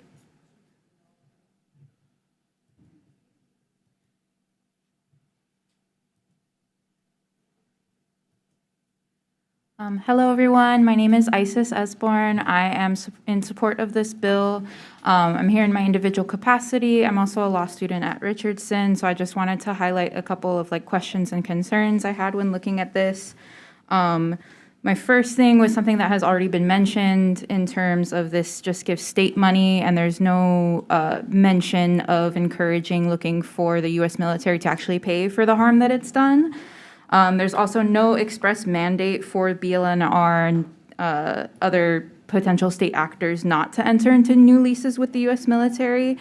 There's nothing, at least that I saw, even urging BLNR to not enter into new leases, so that this new law could be seen as sort of the legislature's implied support for that, but there's no express language stating that, so that kind of concerned me.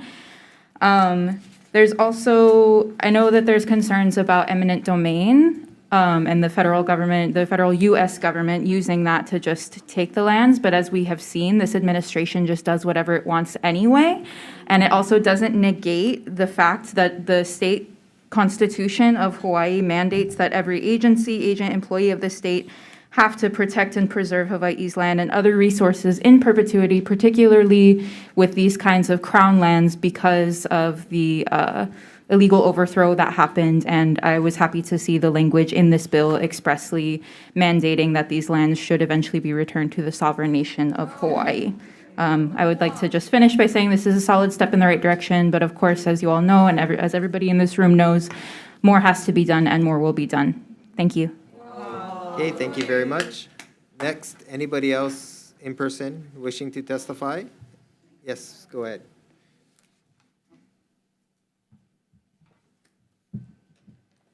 Good morning. Good morning, Chair. Good morning, Vice Chair, Committee. My name is Hartley Adriana Kohana, and I am testifying as an individual. It was of great surprise to me that a lease agreement had been formed of Hawaiian lands by the U.S. military for a lease amount of $1 per year. The duration of 65 years, now nearing an end. This is all while over 50% of Hawaiians have experienced an out-migration due to their own inability to pay their rent. As the US military, which is one of our biggest funds of taxpayer dollars, has a grossly disproportionate advantage in this agreement, without room for compromise when it comes to the needs of our residents, such as a site for a landfill that will not impede on the health of our residents, as well as lack of accountability for the effects it has had on our environment and community living here. We are grateful to the dedication and sacrifice of our service members, while also acknowledge that the US military has exhibited gross misuse and lack of understanding when it comes to how to treat the land. The easeful return of these lands to Hawaiian hands by the means of the Aloha Aina Trust, Land Trust, will restore balance to Hawaii's people who understand what it is to live in reciprocity with community and relationship to the land.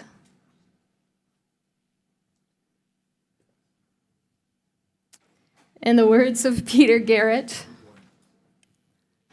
for those of you who know Peter Garrett from INXS, it's a very famous Australian song. The time has come to say fair's fair, to pay the rent, to pay our share. The time has come, a fact's a fact. It belongs to them. Let's give it back. Thank you.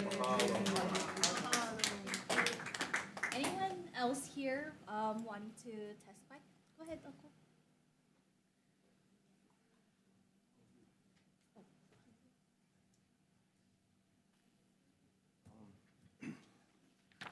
My apologies, Uncle. If you can summarize what you were going to say, I realized that you did speak on this subject earlier. Okay. Do you still have Kupuna online? Okay, I'd be happy to come back. Okay. After, if they, and let them speak. And I have one issue that I think is really important. Unless it's going to be... Okay. I think it would be, I think it'd be better if I came back because it's a little more detailed and law-abidingly issues. We're going to turn it over to folks on Zoom. Anyone on Zoom wanting to testify on 505?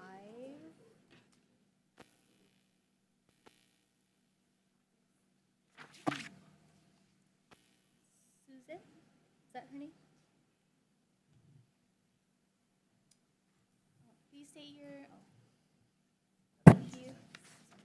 Please state your name, Auntie, and your position on the bill. Can you hear me? Can you hear me, Auntie? I can't hear you. Are you talking to me? Yeah. So you can say. I couldn't hear you. Couldn't hear me. Kalamaya, Okay. You can say your name and your Okay. position on the measure, and then you can. All right. Okay. Aloha, everybody, and mahalo.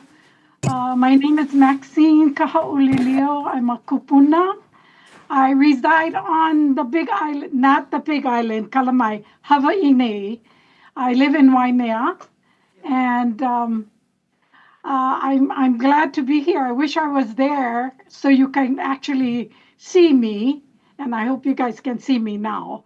But let me just tell you and introduce you. In 1977, I was arrested on Kaho'olawe with Liko Martin.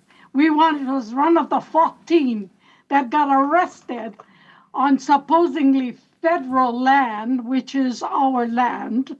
And we got arrested. I hope Liko is over there. You know, we were young, vivacious, and lots of guts. And in 2019, I got arrested again, prior to all the other arrests in the state capitol, in Mauna. Again, protecting our land, our water. Again, we keep fighting and fighting. I want you guys to understand, before you guys ever make a bill relating to anything that pertains to us Kanaka, you need to call us to sit with you guys before you make that bill. Don't assume that you guys know everything, because you guys don't. You really don't. From 1893, the military has done HEVA. From 1893. And they keep doing it, and they keep doing it, and they keep doing it. And in 1968, 50,000 of our Kanaka boys who lives on Oahu, Kauai, Hawaii, went to Vietnam to get killed because of the military. And why? Oh, they're going to protect us. They're going to protect you, Coco. Don't worry, they're going to protect you. If China brings the missile, you don't need worry. But that's not right. That is such a lie. And 433,000 acres in Pohakuloa to be destroyed for 23,000 that belongs to the state, whatever. Nobody owns the land. Nobody. You don't own it. I don't own it. Helani don't own it. God does. And I'm telling you, if we don't stop DLNR from giving out the leases, you're not going to be living on this island pretty soon. It's going to be invaded by all the millionaires who's buying all the land. Believe me. Please think about it now, you guys. You are representing land, which you guys don't own. God owns it. You are caretakers of the land.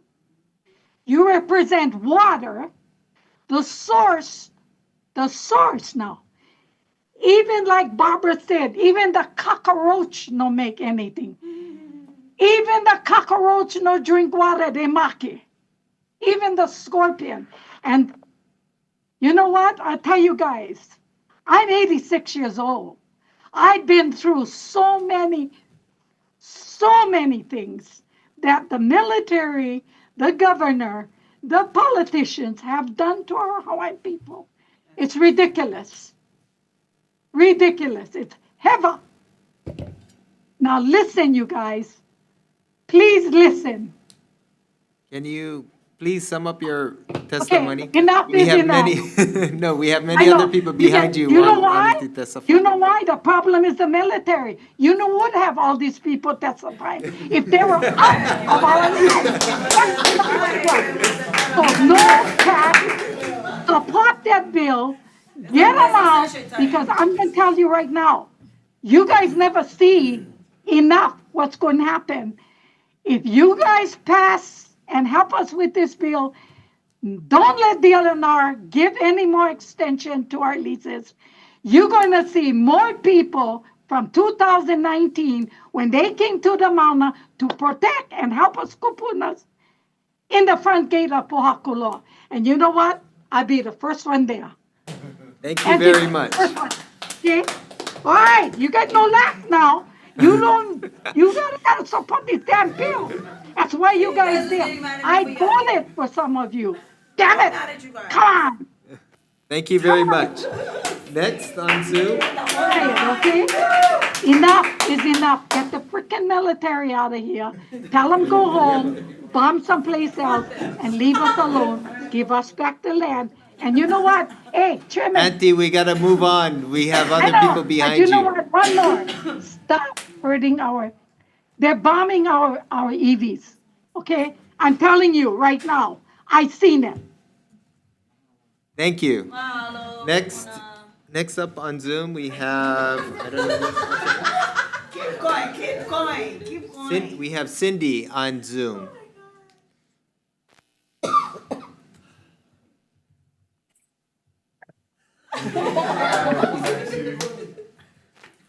Cindy, you there? Ele komo ahemele aloha nana kupuna I ka'au I hala. Aloha mai kako. My name is Cindy Freitas. I'm a Native Hawaiian descendant. Prior of the native inhabitants of Hawaii prior to 1778. Born and raised in Hawaii. I'm also a practitioner who still practices the culture, traditional, customary practice that was instilled in me by my grandparents at a young age, from mountain to sea, Makai to Mauka. Mahalo for the opportunity to testify in strong support of this lands. This initiative represents a critical steps in ensuring the responsible stewardship of the land transferred by the United States to the rightful holder, which you need to go back to the Great Mahele, pull that royal patent out, Land Use Commission, and you will find the descendants like me and other Native Hawaiian that owns those land that military had forcefully took the family off. Hawaii lands are more than just physical space. They are the foundation of the culture, identity, and the future. Unfortunately, lands used for military purposes often require rehabilitation due to the contamination, the degradable, and other impacts. Establishing the Great Mahele descendants from that origin, which is the origin of the land, and move it forward, and you will find your descendants, the original people of the land who are the stewardship of that land. Please be proactive when you do this. It's called a title search. This trust can serve as a model of Malama Aina, guiding principles in Hawaiian culture that emphasize the responsibility to care for and live in harmony with the land by incorporating community voices, traditional practices, and sustainable land management. Can ensure these lands are restored for cultural, environmental, and economic benefit. Furthermore, appropriating funds to support the creation and operation of this land to the essential investments it ensured to restore back the land with all the impacts that the military has done. I urge the community to approve this measure and demonstrate a commitment to preserve Hawaii naturally, and the heritage. And I must make a point here. We, the indigenous people, had learned from many kupunas and the kupunas before us. We are a graduate of traditional cultural practices. We do not need a BA or a chalkboard style to teach us in the university how to do our job. We come from a lineal line of practitioner who mastered this way before was here. Cindy, can or you any sum up your testimony? colonizations was here. Our land was fruitful. Please give it back to the culture practitioners and the people who are the stewardship of that land to bring it back. Thank you. Have a good day. Mahalo. Thank you very much. Next we have Susan on Zoom. Yes, let me start my video. Yes, Susan Gorman Chang. I'm a community member and Aloha Committee Chair and members. Thank you, mahalo, for taking my testimony. Before I go forward, I would just like to make a comment about what the representative from the DNLR said a little while ago. He said that it's too early in the process to do something like this and they need expert reviews, et cetera, et cetera. And I just want to say that that procedure represents the status quo of control of the process and does not give Kanaka Maoli agency in land that is and always was theirs. We can't keep going with the status quo. It's not working and it's not right. So in contrast, I strongly support HB 305 because it answers the question proactively, what's going to happen to this land that is no longer going to be under military lease? And HB 305, sets up a structure for doing that, where it goes back to owners of an inheritable interest in Kuleana land, if applicable, or to the trust, and again, which should eventually go back to the nation of Hawaii. And it also talks about remediation of the Aina as needed. And we can't undo the injustice of these military leases for $1 that went on for so many decades. We can't undo that.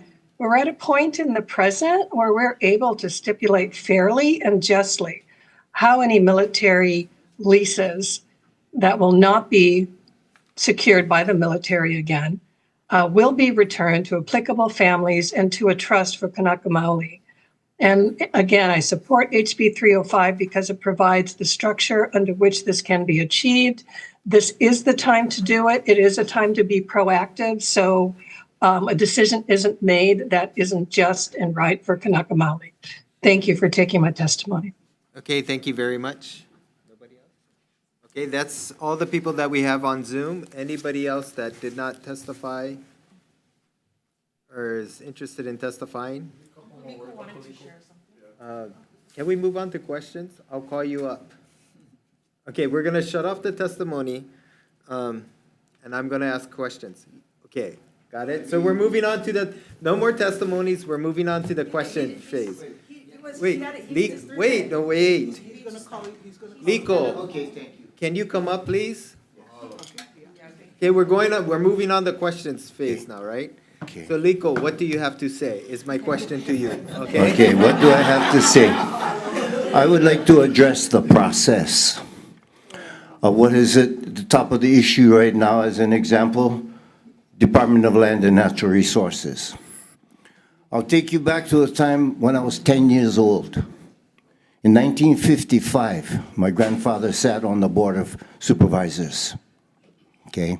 In 1955 was created the Revised Laws of Hawaii, 1955, Volume 1, Chapter 14, which is entitled Certain Rights of the People.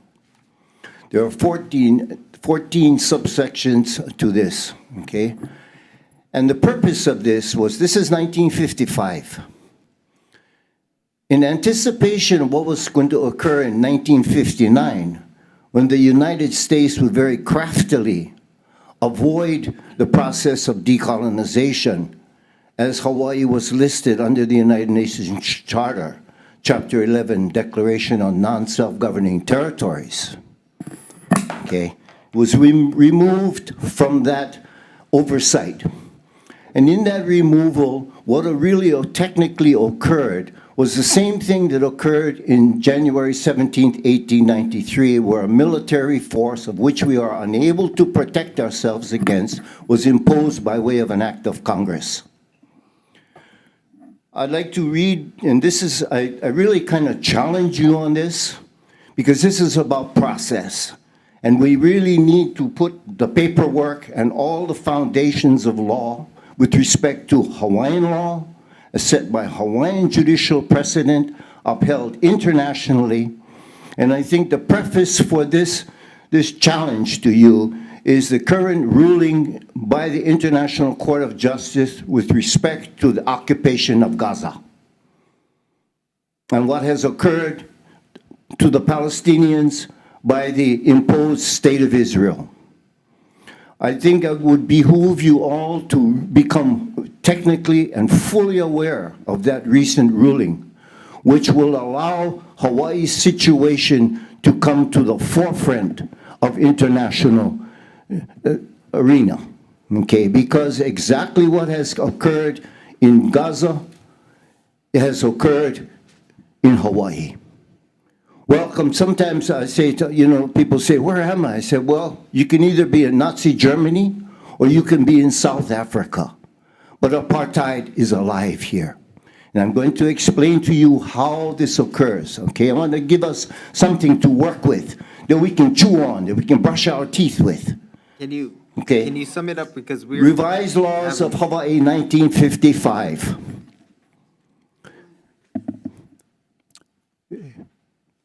In the 8th section of it, it says powers and duties. We're talking about the certification of the local government by the chief governing authority under United States Code Title 16 Conservation Part A Historic Preservation Programs. And I did challenge the acting chairman of the DLNR, and I asked her this question last year. Are you a state historic preservation officer under that code? She very proudly said yes. Then I said, where is your Historic Preservation Review Commission? Because if you do not have a Historic Preservation Review Commission under the federal constitution of which this state sits in, then you are not properly certified. Where does the certification come from? It comes from the chief governing authority, and that is in quotes. And that, for us, as a Lahui, is where we're going to go. I've already been to Washington. I went there in November, filed a request. We need to move on. Well, I need to, it's important for me to finish because we don't want to have 1,000 people outside here. We can easily get them when it's almost done here, okay? It's the request for us to assume the responsibilities of the State Historic Preservation Officer so that we can ensure, without any question, not just the Crown lands, but every square foot of the Hawaiian Islands has to come under subject to Hawaiian law. And that is the issue, that is the statute that is still on. Kauai is the only one that was faithful to that. Maybe it's because Dan Inouye was there and had to account for something. But that Kauai Historic Preservation Commission has the real authority of a commission because in Chapter 8 it says, any law to the contrary notwithstanding. Do you know what that means? You as lawmakers, do you know where that phrase comes from? It comes from the United States Constitution. And that's who is looking over our shoulder looking at this process. Nico, we need to move on. And I will move on now. And I will look forward to you, this committee, to bring that issue and bring that matter and those documents to the table. Don't be caught with don't be caught short because already the oversight is being asked for. We need to move on. Thank you very much. Members, we have time for probably one question. I have a quick question, but because we're going to have to go into decision making and whatnot, and we got to go to session right after that. So I will, no, you get to go because you didn't ask any questions today, right? So you get to go first. Thank you for noticing, Chair. Okay, thank you. This question is for the Deputy Director of DLNR.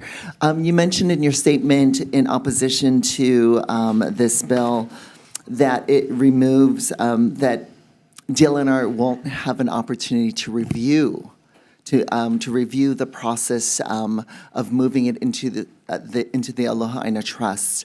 When you currently determine whether to extend a lease, renew a lease, give a new lease, what are the 3 words or 3 kind of guiding principles that you look at when determining to make that determination, especially when there are 2 different people wanting that same piece of land?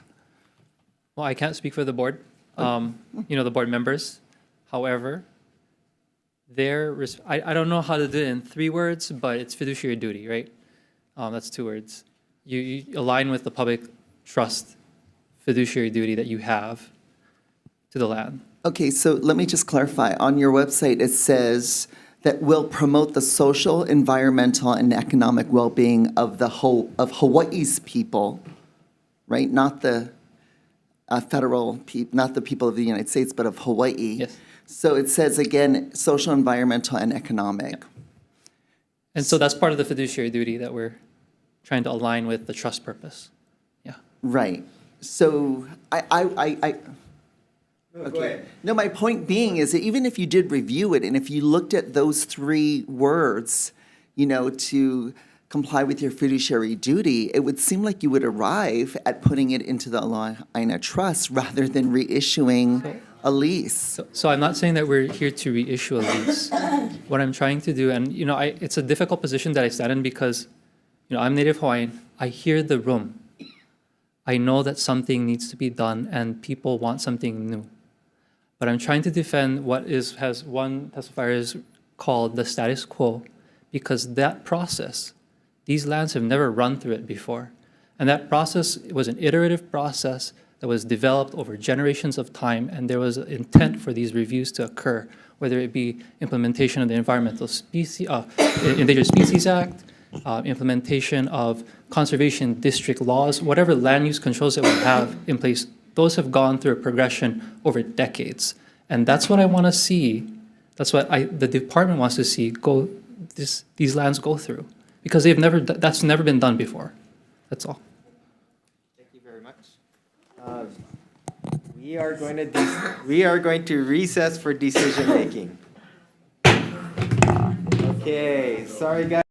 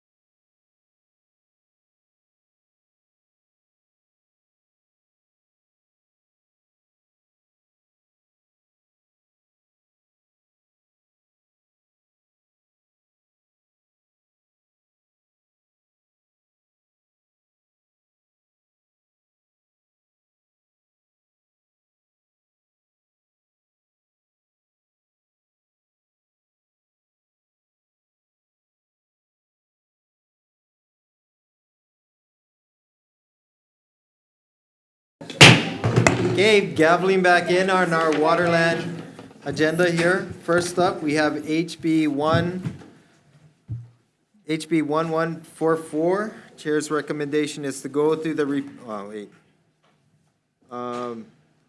is to pass this out with a defective date. I'm gonna put in the committee report, this goes to the Committee on Labor next. So it's probably better for them to address this issue regarding the labor issue of, they should look into going through the process of repricing the positions and reclassifying. So I'm gonna stick that into the committee report. And I'm gonna defect the date to 7/1/3000. Is there any concerns or questions?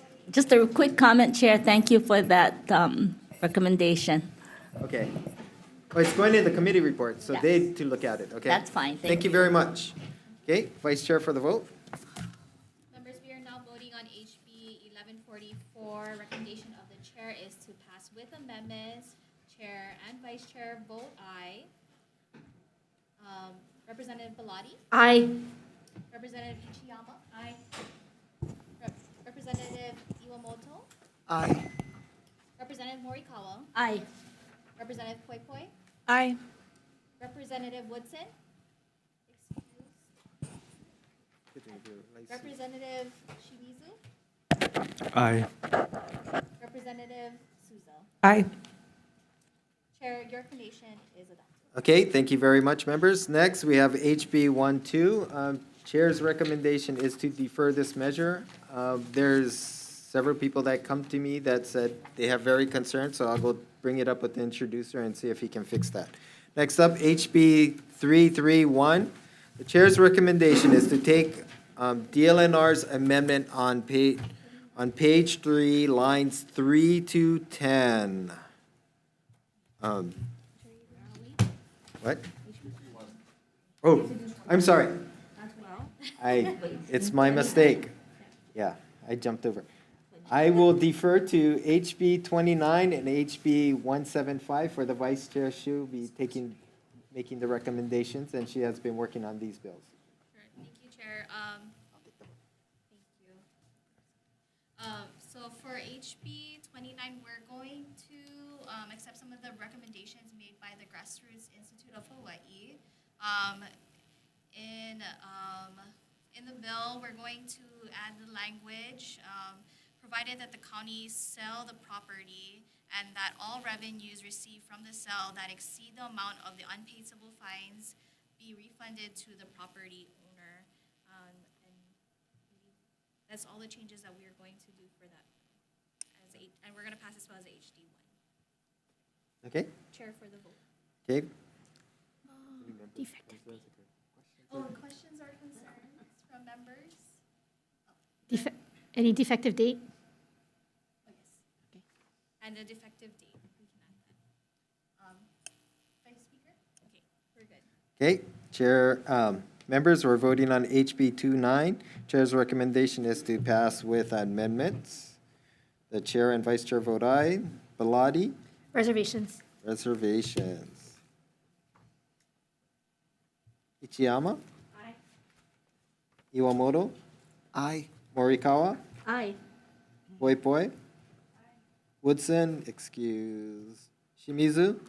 Aye. Souza? Aye. Chair, your recommendation is adopted. Thank you, Vice Chair. And then moving on to HB 175. Recommendation of the Vice Chair is to pass with amendments. We're going to accept the amendments made by DLNR, and then we're going to have or remove property managers from this measure and also separate the responsibilities, the procedures for the invasive species and for the fire violations. So for the invasive species, it will be under the authority and jurisdiction of the Department of Agriculture. And then for the fire, we will put it under the State Fire Marshal and the county fire departments. Any questions or concerns? And defect the date. I'm so sorry. Tech amendments. And tech amendments Okay. to this measure. Any questions? Any questions? Okay, seeing none, Chair. Okay. We're voting, members, we're voting on HB 175. Chair's recommendation is to pass with amendment. Chair and Vice Chair vote aye. Belatti? Aye. Ichiyama? Iwamoto? Aye. Morikawa? Aye. Poi Poi? Woodson is excused. Shimizu? Aye. Souza? Aye. Chair, your recommendation is adopted. Thank you. Okay, passing it over back to our chair. Okay, thank For you very much. the Now we're measures.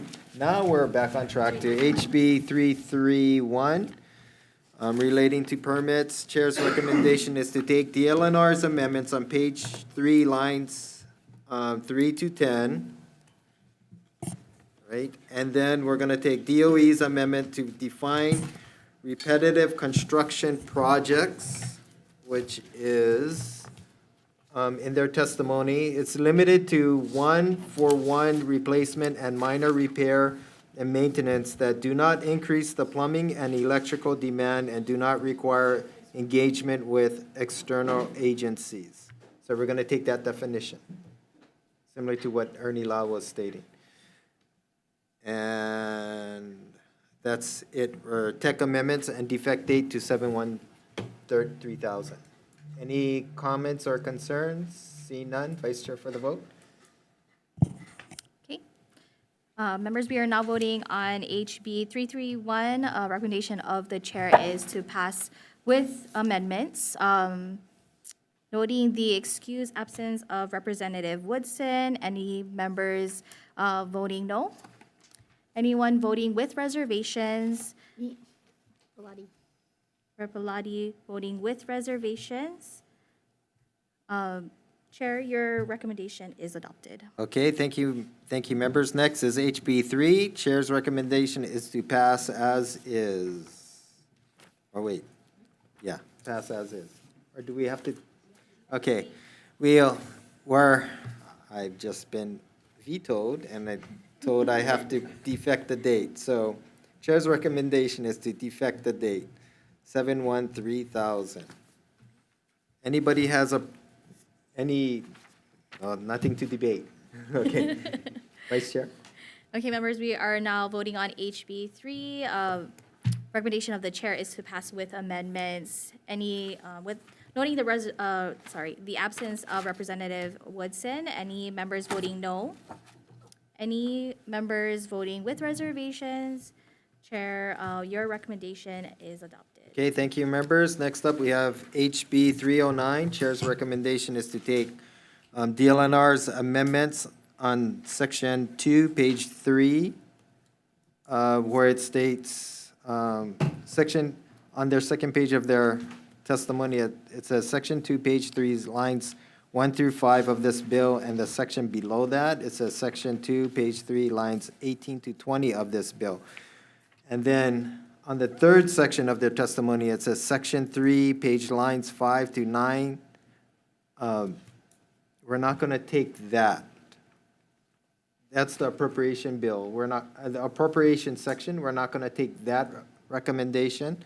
And instead, for the appropriations, we're going to zero out the money and put the $250,000 into the committee report and tech amendments and defect dates.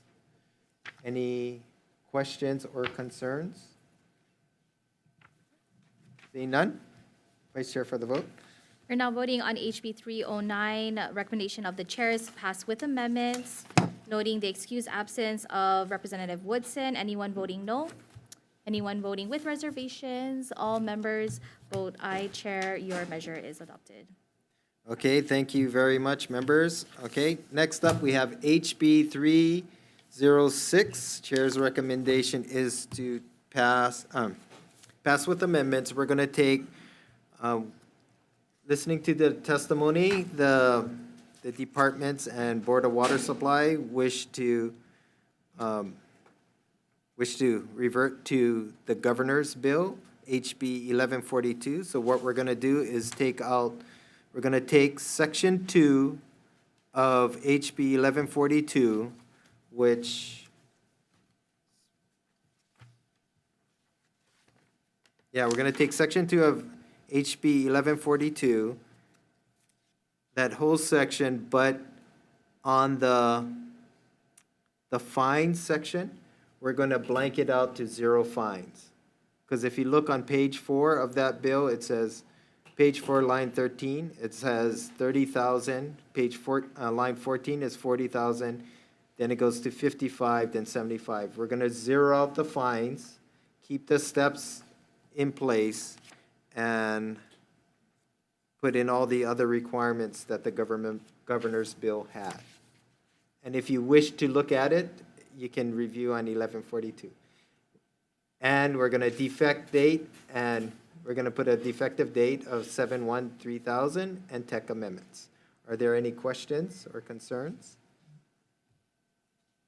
Seeing none, thank you. Vice Chair for the vote. We're now voting on HB 306. Recommendation of the chair is to pass with amendments, noting the excused absence of Representative Woodson. Anyone voting no? Anyone voting with reservations? Reservations. Reservations for Rep. Iwamoto and Rep. Souza. Any other reservations? Thank you. Chair, your recommendation is adopted.